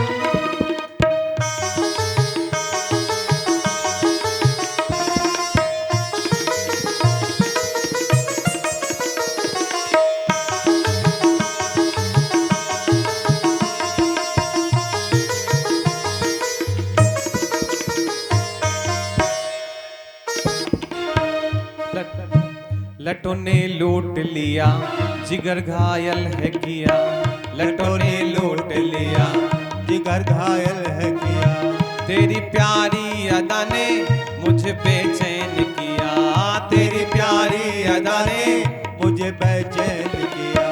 मेरे सीने में तेरा दर्द बड़ा प्यारा है, मेरे सीने में तेरा दर्द बड़ा प्यारा है। कृष्ण बड़ा प्यारा गोविंद बड़ा प्यारा है, कृष्ण बड़ा प्यारा गोविंद बड़ा प्यारा है।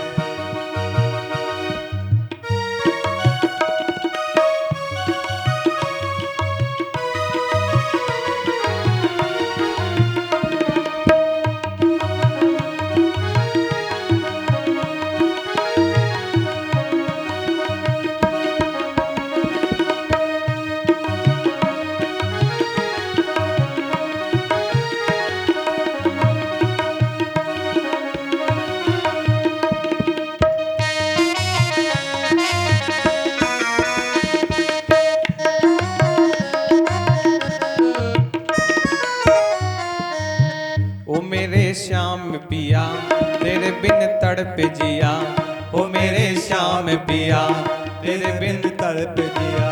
प्रेम तुमसे ही किया तूने क्या जादू किया, प्रेम तुमसे ही किया तूने क्या जादू किया।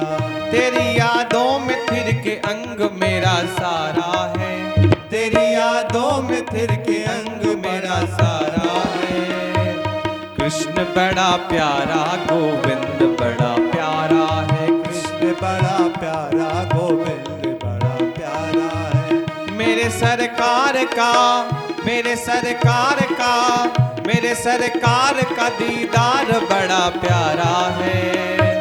कृष्ण बड़ा प्यारा गोविंद बड़ा प्यारा है, कृष्ण बड़ा प्यारा गोविंद बड़ा प्यारा है। कृष्ण बड़ा प्यारा गोविंद बड़ा प्यारा है, कृष्ण बड़ा प्यारा गोविंद बड़ा प्यारा है। कृष्ण बड़ा प्यारा गोविंद बड़ा प्यारा है, कृष्ण बड़ा प्यारा गोविंद बड़ा प्यारा है। बोले बांके बिहारी लाल की जय। द्रौपदी माता ने भगवान कृष्ण को पुकारा, भगवान कृष्ण वहां पर प्रकट हो गए, लेकिन दुर्वासा ऋषि ने कहा था कि हम जाकर के तब तक स्नान करके आते हैं। आप ऐसा करो ना, भोजन बनाओ, अभी हम स्नान करके आते हैं। माता को लगा कि यहाँ पर जंगल में कुछ वस्तुएं भी नहीं है और जो इसका फल था इस बटुइया का वो भी समाप्त हो चुका है। अब तो कल ही सूर्योदय के बाद इसका फल प्राप्त होगा। अब मैं कैसे भोजन कराऊंगा, कैसे व्यवस्था करवाऊंगी? उसी समय माता द्रौपदी ने भगवान कृष्ण को पुकारा और भगवान कृष्ण दौड़ करके आ गए। भगवान कृष्ण ने पूछा, देवी आखिर चेहरे पर उदासी क्यों है? जंगल में है इसलिए? लेकिन जंगल में तो आप बहुत दिनों से हैं, फिर भी चेहरे में उदासी क्यों है? तब तक तो उदासी नहीं थी, आज अचानक चेहरे पे झुर्रियां क्यों आ गईं? माथे पे पसीना क्यों आ गया?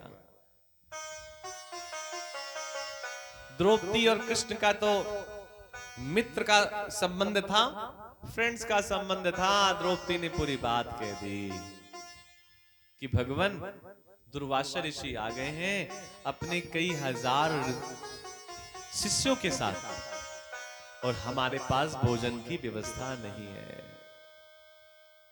भगवान ने कहा वो बटुइया कहां है जिसमें आप भोजन बनाती थी?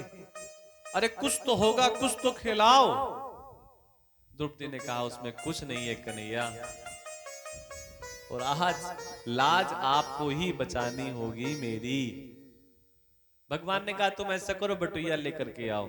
कुछ न कुछ परसने के बाद भी उसमें बचा ही रहता है। अब भगवान के पास द्रौपदी माता बटुइया लेकर के आई। भगवान ने उसमें झांका, कहीं कुछ नहीं दिखाई दिया, बस वो चने की एक छोटी सी पत्ती कहीं चपकी हुई थी कोने में। भगवान ने कहा परेशान तो द्रौपदी, तेरा काम बन गया, तेरा बिगड़ा काम बन गया। बोले कैसे? बोले इसमें कुछ मिल गया। एक छोटी सी पत्ती चपकी हुई थी, पूरा बटुइया समाप्त करने के बाद भी एक छोटी सी पत्ती रह गई थी। भगवान कृष्ण ने उसे अपने नाखून से निकाला और जैसे ही अपने जिह्वा पर रखा,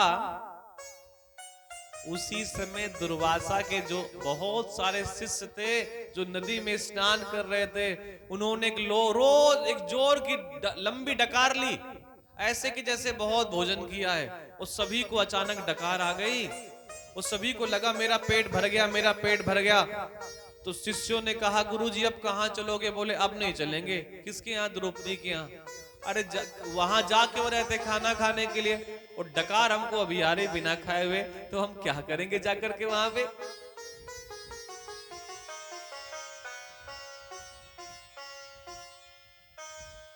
दुर्योधन घर मेवा त्यागी,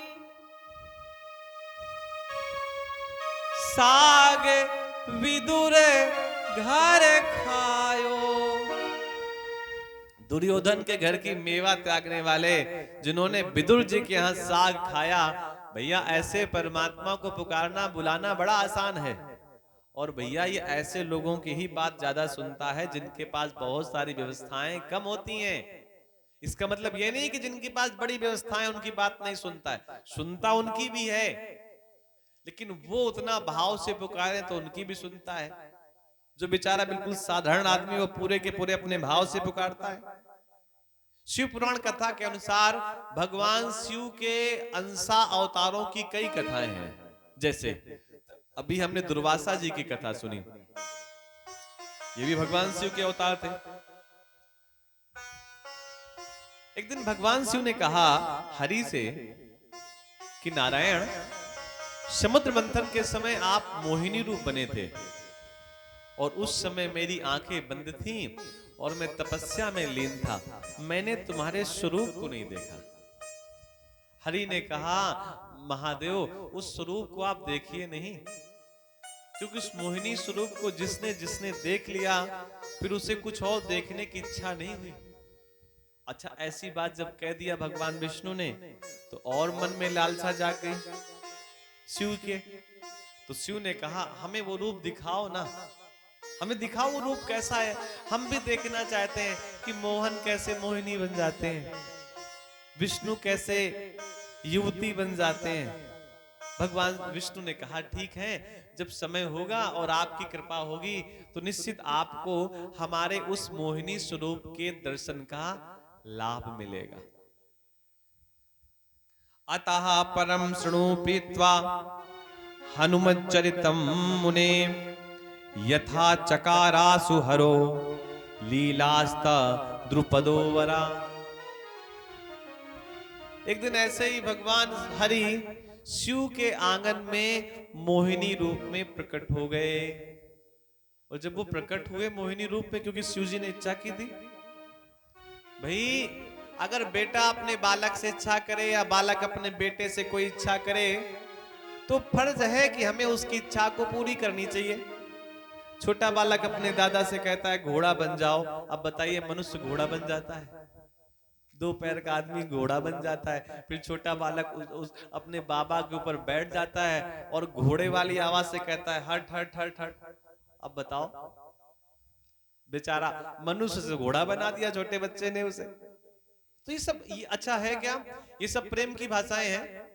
भाई प्रेम से तो कुछ भी करवाया जा सकता है, लेकिन कुछ लोग ऐसे ही हैं कि जिनको प्रेम की भाषा नहीं आती। उनसे प्रेम से बोलो तो लोग सोचते हैं बेवकूफ है, प्रेम से बोल रहा है। आप उनसे प्रेम की भाषा बोलो तो चिल्लाने लगता है व्यक्ति, दहाड़ने लगता है, अपने ऐसे शब्दों का प्रयोग करने लगता है जिन शब्दों का प्रयोग करके वो जीतता रहा है सबसे, उपद्रव करने लगता है। और साधारण व्यक्ति जिसे प्रेम की भाषा आती है वो उस उपद्रव के सामने शांत हो जाता है। तो पता है सामने वालों को क्या लगता है? हम जीत गए, हमारे सामने हार गया। वो हारा नहीं है आपके सामने, उसने आपकी क्रूरता और अभद्रता को देख करके अपने आप को शांत कर लिया है कि भैया तुम ही जीत जाओ, हमें जीतने की आवश्यकता नहीं है। मूर्ख व्यक्ति से प्रयास करना चाहिए कि झगड़ा ना किया जाए।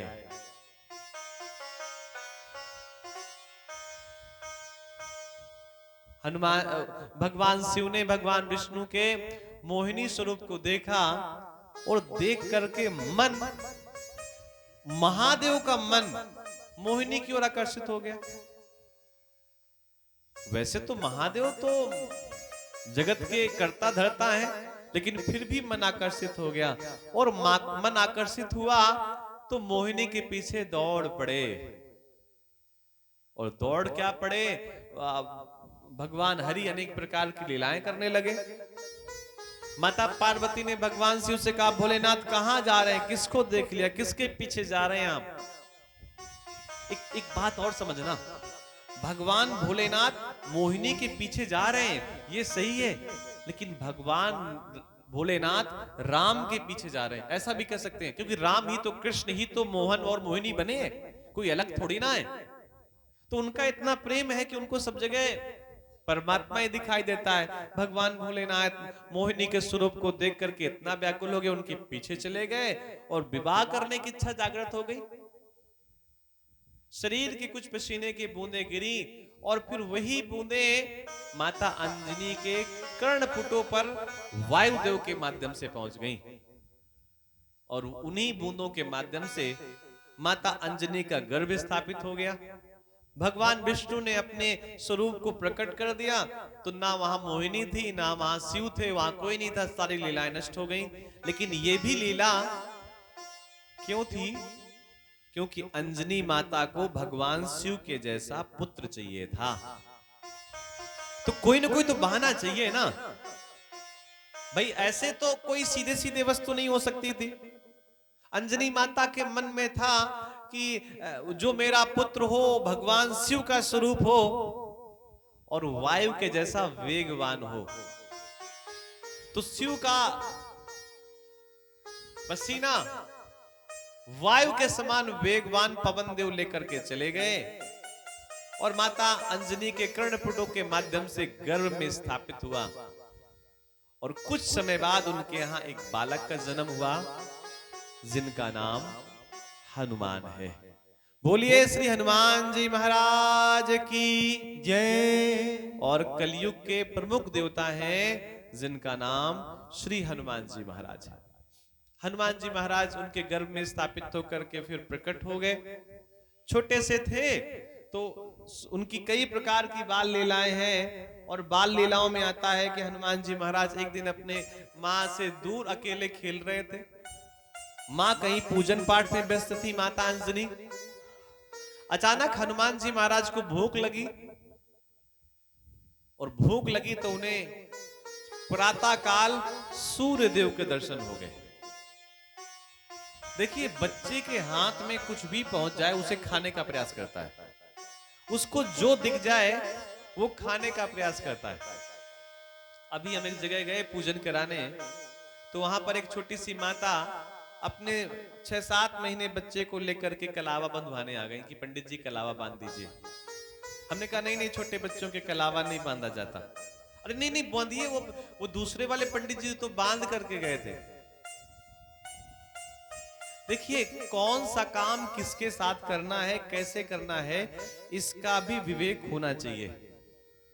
थोड़ी देर के लिए किसी को बात बुरी लगे कोई बात नहीं, लेकिन प्रयास करना चाहिए कि सही बात कही जाए। आपको पता है हमने कलावा क्यों नहीं बांधा छोटे बच्चे के? क्योंकि छोटे बच्चे को जैसे आप कलावा बांधेंगे, उसके हाथ पे कुछ लगेगा, कभी उसको नाक के पास ले जाएगा, कभी मुंह के पास ले जाएगा। कल्पना करिए आप, कोई कारण नहीं था और बांधने का, बांधते तो कुछ पैसे ही मिलते, हमारा ही भला होता, लेकिन हमने ना जानबूझ के नहीं बांधा। क्यों? क्योंकि छोटा बच्चा है, 6 महीने का बच्चा है, कलावा बांधेगा, नाक के पास ले जाएगा, कभी खुजली करेगा, कभी मुंह के पास ले जाएगा, इन्फेक्शन हो जाएगा, बीमार हो जाएगा, और डॉक्टर बीमारी ढूंढ नहीं पाएगा, क्योंकि जो बीमारी की जड़ है वो तो हाथ में बंधी हुई है। लेकिन इसका मतलब ये नहीं कि ये बात बड़े लोगों के लिए लागू होती है। ये एक छोटे बच्चों की बात है ना, उनके हाथ में जो चाहेगा वही मुंह पे पहुंच जाएगा। हनुमान जी महाराज ने सुबह सुबह उगते हुए सूरज को देखा, और सूरज का प्रातः काल जब आप देखते हैं तो लाल रंग के होते हैं, ताम्र वर्ण के होते हैं। हनुमान जी महाराज को लगा कि ये कोई खाने वाली वस्तु है, दौड़ करके चले गए, आकाश मंडल पर एक लंबी छलांग लगाई, छोटा सा बालक, और जा करके सूर्य को खा गए, निकल लिया श्री हनुमान जी महाराज ने। बाल समय रवि बच्छलियो, तब तीनों लोक भयो अंधियारो, ताहि सो त्रास। बाल समय रवि बच्छलियो, छोटी अवस्था में रवि, रवि कहते हैं सूरज को, हनुमान जी महाराज ने भक्षण कर लिया। उस सूरज को भक्षण हनुमान जी ने जैसे किया तो प्रातः काल जो प्रकाश होने वाला था अंधकार में परिवर्तित हो गया, रात हो गई। पूरे की पूरे भूमंडल में चिंता होने लगी, अचानक ये रात क्यों हो गई? ना तो कोई ग्रहण है, ना कोई अव्यवस्था है, सूरज भी प्रकाशमान है, अचानक ये रात क्यों हो गई? इंद्र आदि देवता बड़े चिंतित हुए। इंद्र को कुछ लोगों ने बताया जाकर के कि एक छोटा सा बालक आया है जिसने सूरज को निगल लिया है। इंद्र अपना वज्र लेकर के आए और वज्र का प्रहार हनुमान जी के हनु पर कर दिया, मुख के नीचे। तो जो उनका सुंदर स्वरूप था वो बिगड़ गया। मुख से तो सूरज निकल गए, प्रकाश विद्यमान हो गया, लेकिन हनुमान जी महाराज धरती पर गिरे। हनुमान जी महाराज को मूर्छा आ गई। तब उनके जो पिता थे वायु देवता, वो आए और उन्होंने वायु को रोक दिया, हवा चलना बंद हो गई। और बिना हवा के जीवन नहीं है, बिना वायु के जीवन नहीं है। सब जगह त्राही त्राही मच गई, अब क्या होगा, अब क्या होगा, अब क्या होगा। तब सभी ने जाकर के जो पवन कुमार थे, जो पवन देवता थे, उनके पास निवेदन किया, उनसे प्रार्थना किया कि आप चलना प्रारंभ करिए, क्योंकि अगर आप रुक जाएंगे तो पूरी सृष्टि नष्ट हो जाएगी। क्योंकि वायु के बिना कुछ संभव नहीं है, हवा के बिना कुछ संभव नहीं है। पवन देवता ने कहा हमारा प्रवाह अवश्य होगा, हम चलना शुरू करेंगे, इसमें कोई संदेह वाली बात नहीं है। लेकिन हमारे बालक को मूर्छा आई है, सबसे पहले इस बालक की मूर्छा दूर की जाए और इसको दिव्य अस्त्र शस्त्र दिया जाए, सभी का आशीष प्रदान किया जाए। सभी के सभी देवता वहां पर आ गए। हनुमान जी महाराज का एक नाम हनु पड़ गया और ये हनु नाम इंद्र ने दिया, क्योंकि इंद्र ने हनुमान जी महाराज के हनु पर चोट पहुंचाई थी। उस समय से एक और नाम पड़ गया उनका हनुमान। बोलिए हनुमान जी महाराज की। सभी देवताओं ने अपने अस्त्र शस्त्रों को दिया और फिर हनुमान जी महाराज कलयुग के प्रमुख देवता हो गए। हनुमान जी महाराज कोई और नहीं, भगवान शिव के ही स्वरूप है। शंकर स्वयं केशरी नंदन, शंकर स्वयं केसरी नंदन, तेज प्रताप महाजगवंदन, तेज प्रताप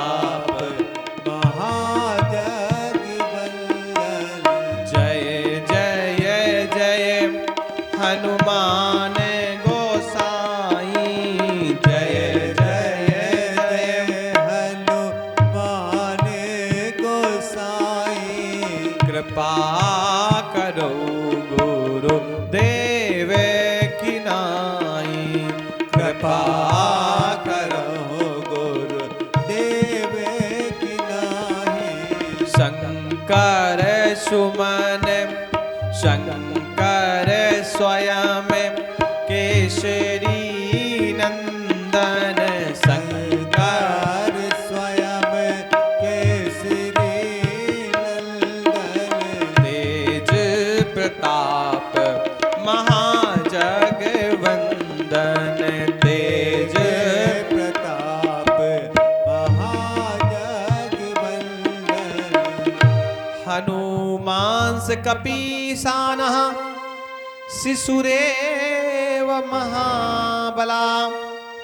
रविबिंबं बभभासु ज्ञात्वा लघु फलं प्रगे। हनुमान जी महाराज भगवान शिव के पास मां की आज्ञा से श्री हनुमान जी महाराज जब थोड़े से बड़े हुए तो शिक्षा लेने गए, पढ़ने के लिए गए। किसके पास? सूर्य देवता के पास। जब हनुमान जी महाराज पढ़ने के लिए गए सूर्य देवता के पास, तो सूर्य देवता को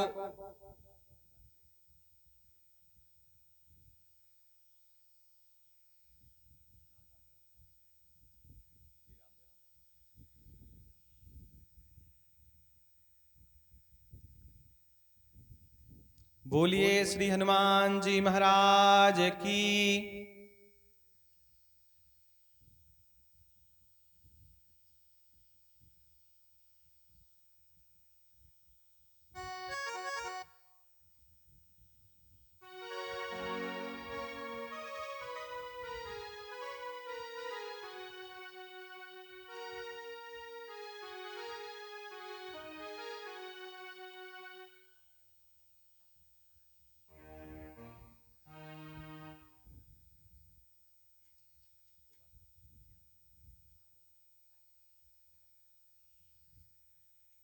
तदा तज्ञा तदो धीरा सर्व विद्यामयन्तः। सूर्यात् पाद सपिर्गत्वा नित्यं तदन्तिकमा। श्री हनुमान जी महाराज सूर्य के पास पढ़ने के लिए गए, सूर्य से शिक्षा लेने के लिए गए।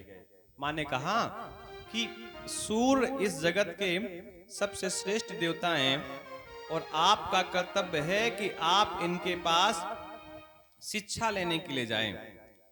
हनुमान जी महाराज जब सूर्य के पास शिक्षा लेने के लिए गए तो सूर्य देवता को लगा कि इस व्यक्ति को हमने पहले भी कहीं देखा है, इस व्यक्ति को हमने पहले भी कहीं देखा है।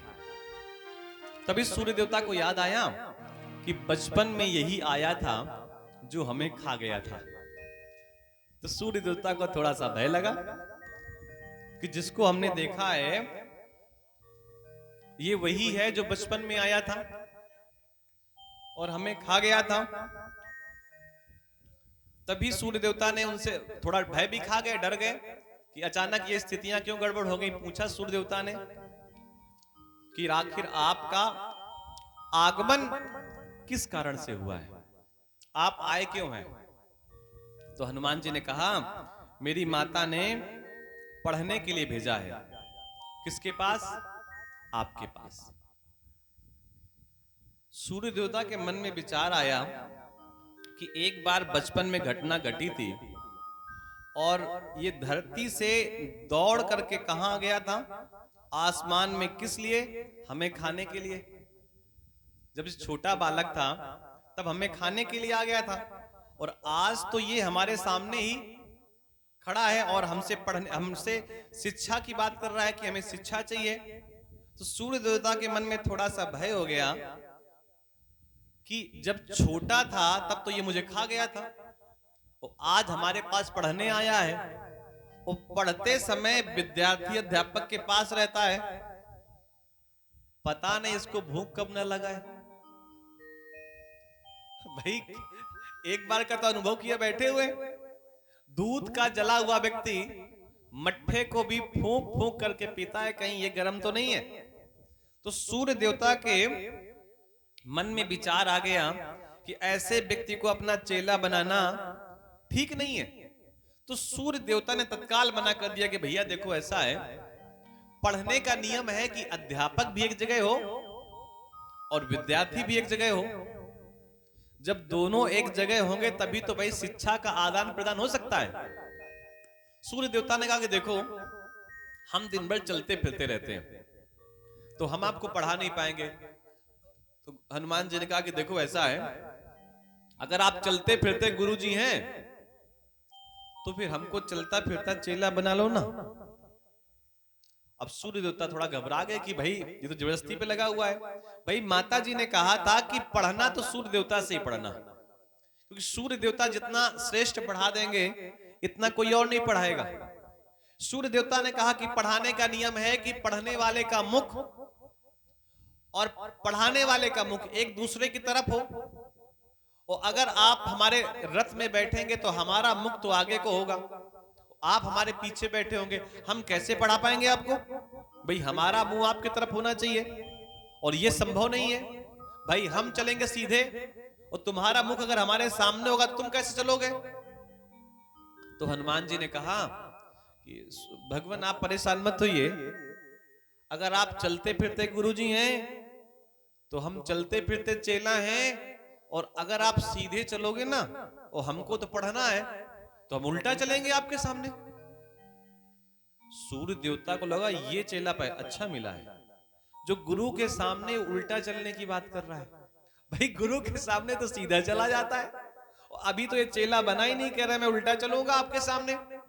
कुल मिलाकर के ये बात निश्चित हो गई कि हनुमान जी ने कहा सूर्य देवता से कि भगवान मां का आदेश है कि हमें आपसे ही पढ़ना है। बदलने वाली प्रक्रियाएं बड़ी खतरनाक होती हैं। एक गांव में बड़ा आदमी था तो उसके पड़ोसियों ने कहा कि भाई अब आप बड़े आदमी हैं, धन आपके पास कमी है नहीं, तो पैदल क्यों चलते हैं? गाड़ी ले लीजिए ना, बड़ी गाड़ी ले लीजिए। तो बोला देखो बड़ी गाड़ी लेने से फायदा ये होता है कि जो ड्राइवर लोग होते हैं वो गाड़ियों का सामान बदल लेते हैं। तो उस सिखाने वाले ने कहा सेठ से कि देखो एक काम किया करो कि गाड़ी तभी घर से बाहर निकालना जब तुम्हें जाना हो, ड्राइवर को अकेले गाड़ी देना ही नहीं। बोले ये सुझाव बहुत अच्छा है। अब वो जहां भी जाता ड्राइवर लेकर के उस बालक को उस मालिक को, तो मालिक साथ जाता, बार बार मालिक पूछता रहता अब क्या कर रहे हो, अब क्या कर रहे हो? ड्राइवर कहता अब गाड़ी घुमा रहे हैं, अब क्या कर रहे हो? अब ब्रेक लगा रहे हैं, अब क्या कर रहे हो? अब एक्सीलेटर दबा रहे हैं। तभी अचानक ब्रेक लगाई और उस ड्राइवर ने गियर बदला। तो सेठ ने कहा अब क्या कर रहे हो? तो ड्राइवर ने कहा गियर बदल रहे हैं। सेठ ने कहा हमारे सामने ही बदलने लगे, हमारा गाड़ी का सामान हमारे ही सामने बदलने लगे, और हमारी एब्सेंटी में तो पूरी गाड़ी बदल दोगे।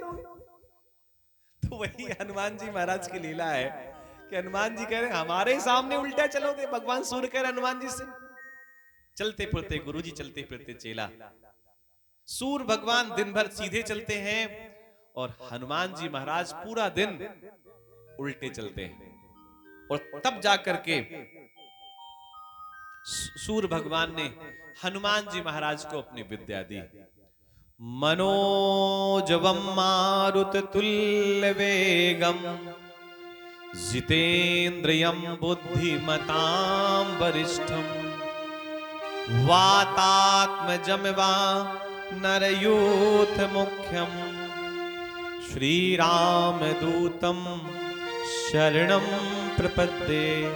बोलिए श्री हनुमान जी महाराज की जय। इस प्रकार हनुमान जी महाराज ने शिक्षा ली। शिक्षा लेने के बाद जब हनुमान जी महाराज वहां से वापस चलने लगे तो गुरु दीक्षा शिक्षा के बदले कुछ धन देने की आवश्यकता होती है या कुछ न कुछ दान करने की आवश्यकता होती है।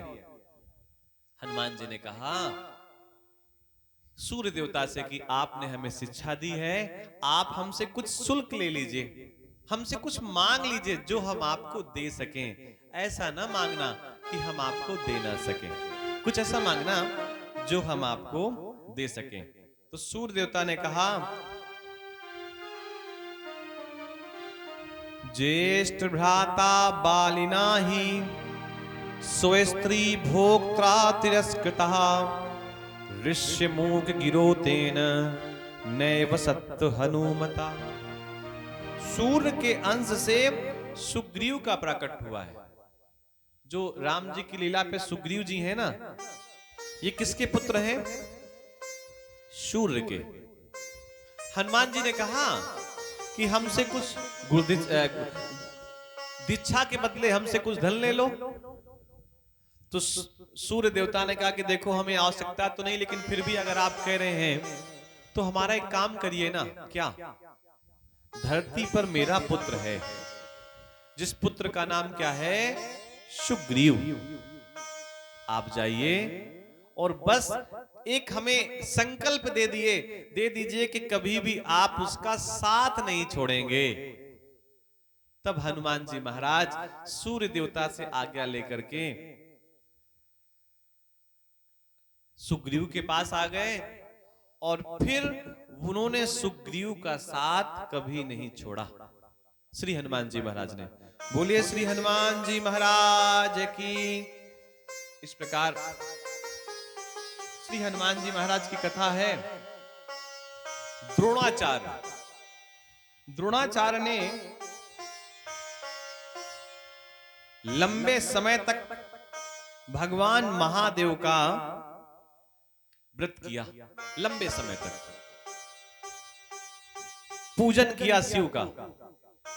शिव का पूजन किया तो भगवान भोलेनाथ प्रकट हो गए।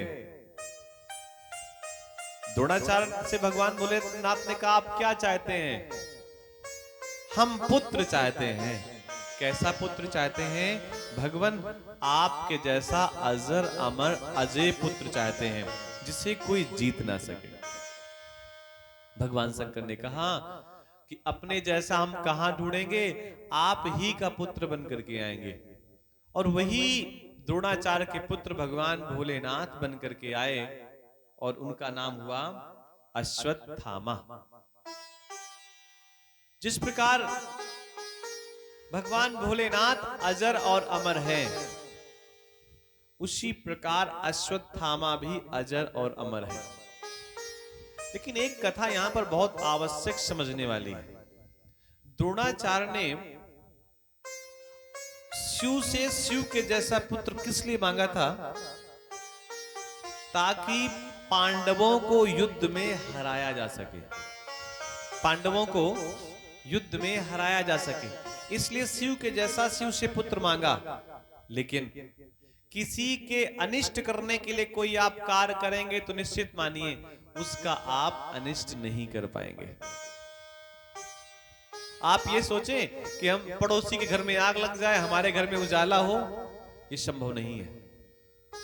पड़ोसी के घर में हरियाली हो तो हमारे घर पे भी उस हरियाली की छाया पड़ेगी। ऐसे विचार करना चाहिए।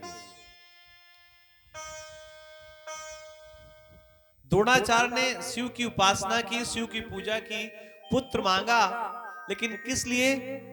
पांडवों का अनिष्ट हो जाए। अब समझिए, भगवान शिव के अवतार हैं द्रोणाचार्य के पुत्र अश्वत्थामा, लेकिन फिर भी पांडव युद्ध जीत गए, क्योंकि जो पुत्र मांगा गया है वो किसी के कल्याण के लिए नहीं मांगा गया है, अकल्याण के लिए मांगा गया है, नीचा दिखाने के लिए मांगा गया है। तो भैया, जब भी कोई काम कोई भी व्यक्ति नीचा दिखाने के लिए करता है तो उसका कल्याण नहीं होता है। उपमन्यु नाम के एक बालक की कथा है। अपने ममेरे भाई को, मामा के बेटे को उसने एक दिन दूध पीते हुए देखा।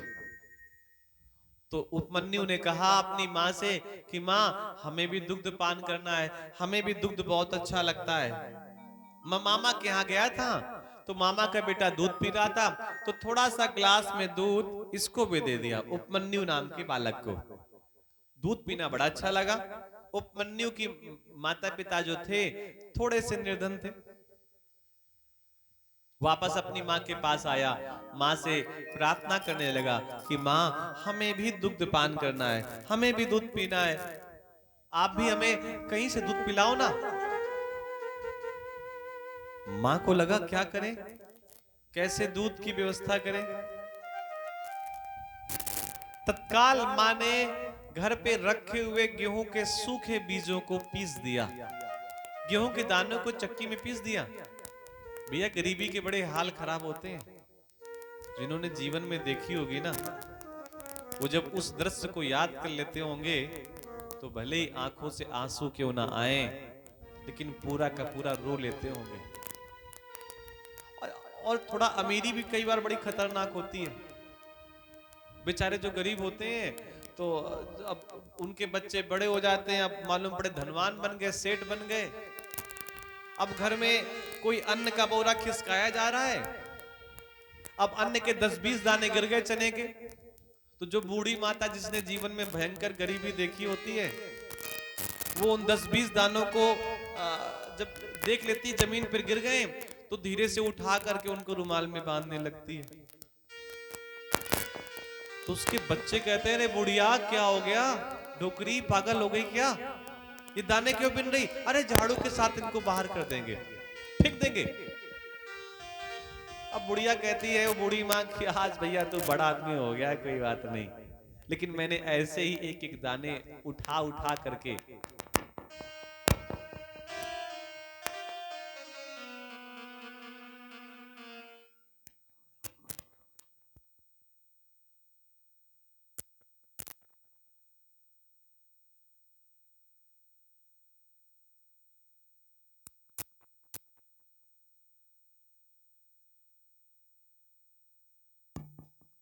अब उनको ये लगता है कि ये बूढ़ी माँ क्या कर रही है, दाने बिन रही है, लेकिन उसको जीवन भर दाने बिनने की आदत है। अब वो क्या करती बूढ़ी माँ, उसके पास तो दूध था नहीं। भैया दूध जिनके पास नहीं होता उन्हें को जिसके पास जो वस्तु नहीं होती उसको उस वस्तु की कीमत समझ में आती है। बेचारी बूढ़ी माँ क्या करती, गेहूं के कुछ दाने थे उनको पीस दिया आटे के रूप में और उसे पानी पे मिला दिया, थोड़ी सी उसमें शर्करा डाल दी और कपड़े से छान करके गिलास में बेटे को दे दिया कि बेटा ये दूध पी ले। आप कल्पना करिए, दूध में पानी की मात्रा ज्यादा हो जाए या पैकेट वाला दूध हो तो व्यक्ति को अच्छा नहीं लगता। रंग तो दूध के जैसा आ गया, लेकिन स्वाद कहां से आएगा? थोड़ा सा चाटा और माँ ये वैसा दूध नहीं है जैसा मैंने अपने मामा के यहाँ पिया था, ये माँ दूध नहीं है, कुछ और है। आप मुझे बहका रही है, फुसला रही है, झूठ बोल रही है माँ, ये दूध नहीं है, मैं नहीं पीऊंगा ये। इतना मन में घाव हो गया अपनी गरीबी को देख करके कि उसको याद आई जगत जननी अन्नपूर्णा माता। भगवान भोलेनाथ याद आ गए। कहीं से उस छोटे छोटे बालक के मन में बात घर कर गई थी कि शिव तो भैया सब कुछ देने वाले हैं। छोटा बालक चला गया शिव की तपस्या के लिए, शिव प्रसन्न हो गए और जगदम्बा के साथ प्रकट हुए। बालक ने कहा, बालक से कहा भगवान भोलेनाथ ने कि कुछ मांग लो, कुछ मांग लो। तो भोलेनाथ के मन में ये विचार आया कि धन मांगेगा, दौलत मांगेगा, राज सिंहासन मांगेगा, वैभव मांगेगा, लेकिन उस छोटे बालक ने कहा हमें ये कुछ भी नहीं चाहिए, हमें तो केवल दूध चाहिए, हमें तो दूध बड़ा अच्छा लगता है। उस छोटे से बालक को भोलेनाथ ने उठा करके जगदम्बा की गोद में दे दिया कि देवी आज से ये बालक तुम्हारा है। एक क्षीर सागर समुद्र उत्पन्न कर दिया दूध का कि बच्चे को जब भी दुग्ध पान की आवश्यकता हो तो यहां से निकाल करके पी लेना। एक बात ये मान लीजिए, शिव पुराण कथा में ये सब जगह लिखा हुआ है कि शिव की पूजा आराधना से सब कुछ प्राप्त हो जाता है, लेकिन सच्चे मन से तो भैया शिव को पुकारा जाए। जैसे अभी द्रोणाचार्य की कथा आती है कि शिव से पुत्र तो मांगा, लेकिन किस लिए? पांडवों के नाश के लिए। किसी के नाश के लिए या किसी का अकल्याण हो जाए, ऐसी प्रार्थना परमात्मा से कभी नहीं करनी चाहिए। हमेशा अगर अपने लिए न मांगो तो पड़ोसी के लिए मांगो। कल्पना करो कि पड़ोसी के पूरे घर में लाइट ही लाइट लग जाए। कल्पना करिए, आप मन में ईश्वर से प्रार्थना करिए कि हमारे घर में भले ही बिजली नहीं है, पड़ोसी क्या इतने बल्ब लगे, इतने बल्ब लगे कि हमको हमारे घर में लाइट लगाने की आवश्यकता ही ना पड़े। लेकिन कल्पना तो करके देखिए, कभी अपने निकटतम मित्र के लिए कुछ मांग के तो देखिए। अपने लिए मांगेंगे तो हो सकता है परमात्मा थोड़ा देर में दे, लेकिन जन कल्याण के लिए मांगेंगे तो परमात्मा समय नहीं लगाएगा, आपके मन की इच्छा तत्काल पूरी कर देगा। बोलिए शंकर भगवान की जय। एक सैमनी नाम की कन्या की कथा आती है।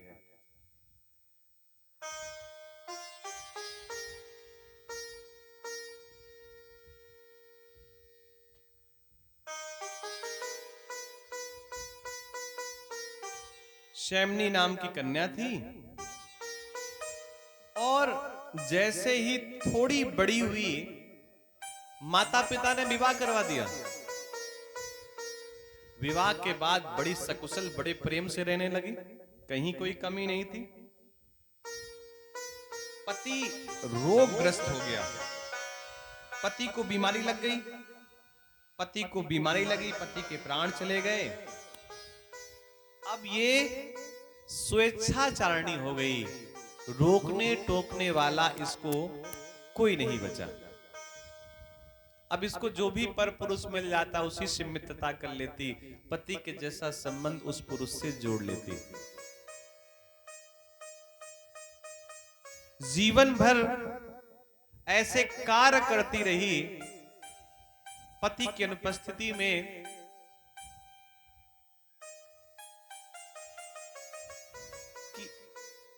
ऋषि कहता है कि बताया नहीं जा सकता क्या क्या उसने किया। लेकिन भैया वृद्धावस्था बड़ी खतरनाक अवस्था है। उस समय तो भैया शरीर की पूजा तो होती नहीं है। आप शरीर दिखा करके धन तो कमा नहीं सकते वृद्धावस्था में। तो वृद्धावस्था में व्यक्ति को याद आता है अपने जीवन भर के किए गए पाप। कहीं से गलती से शिव पुराण कथा सुन ली होगी।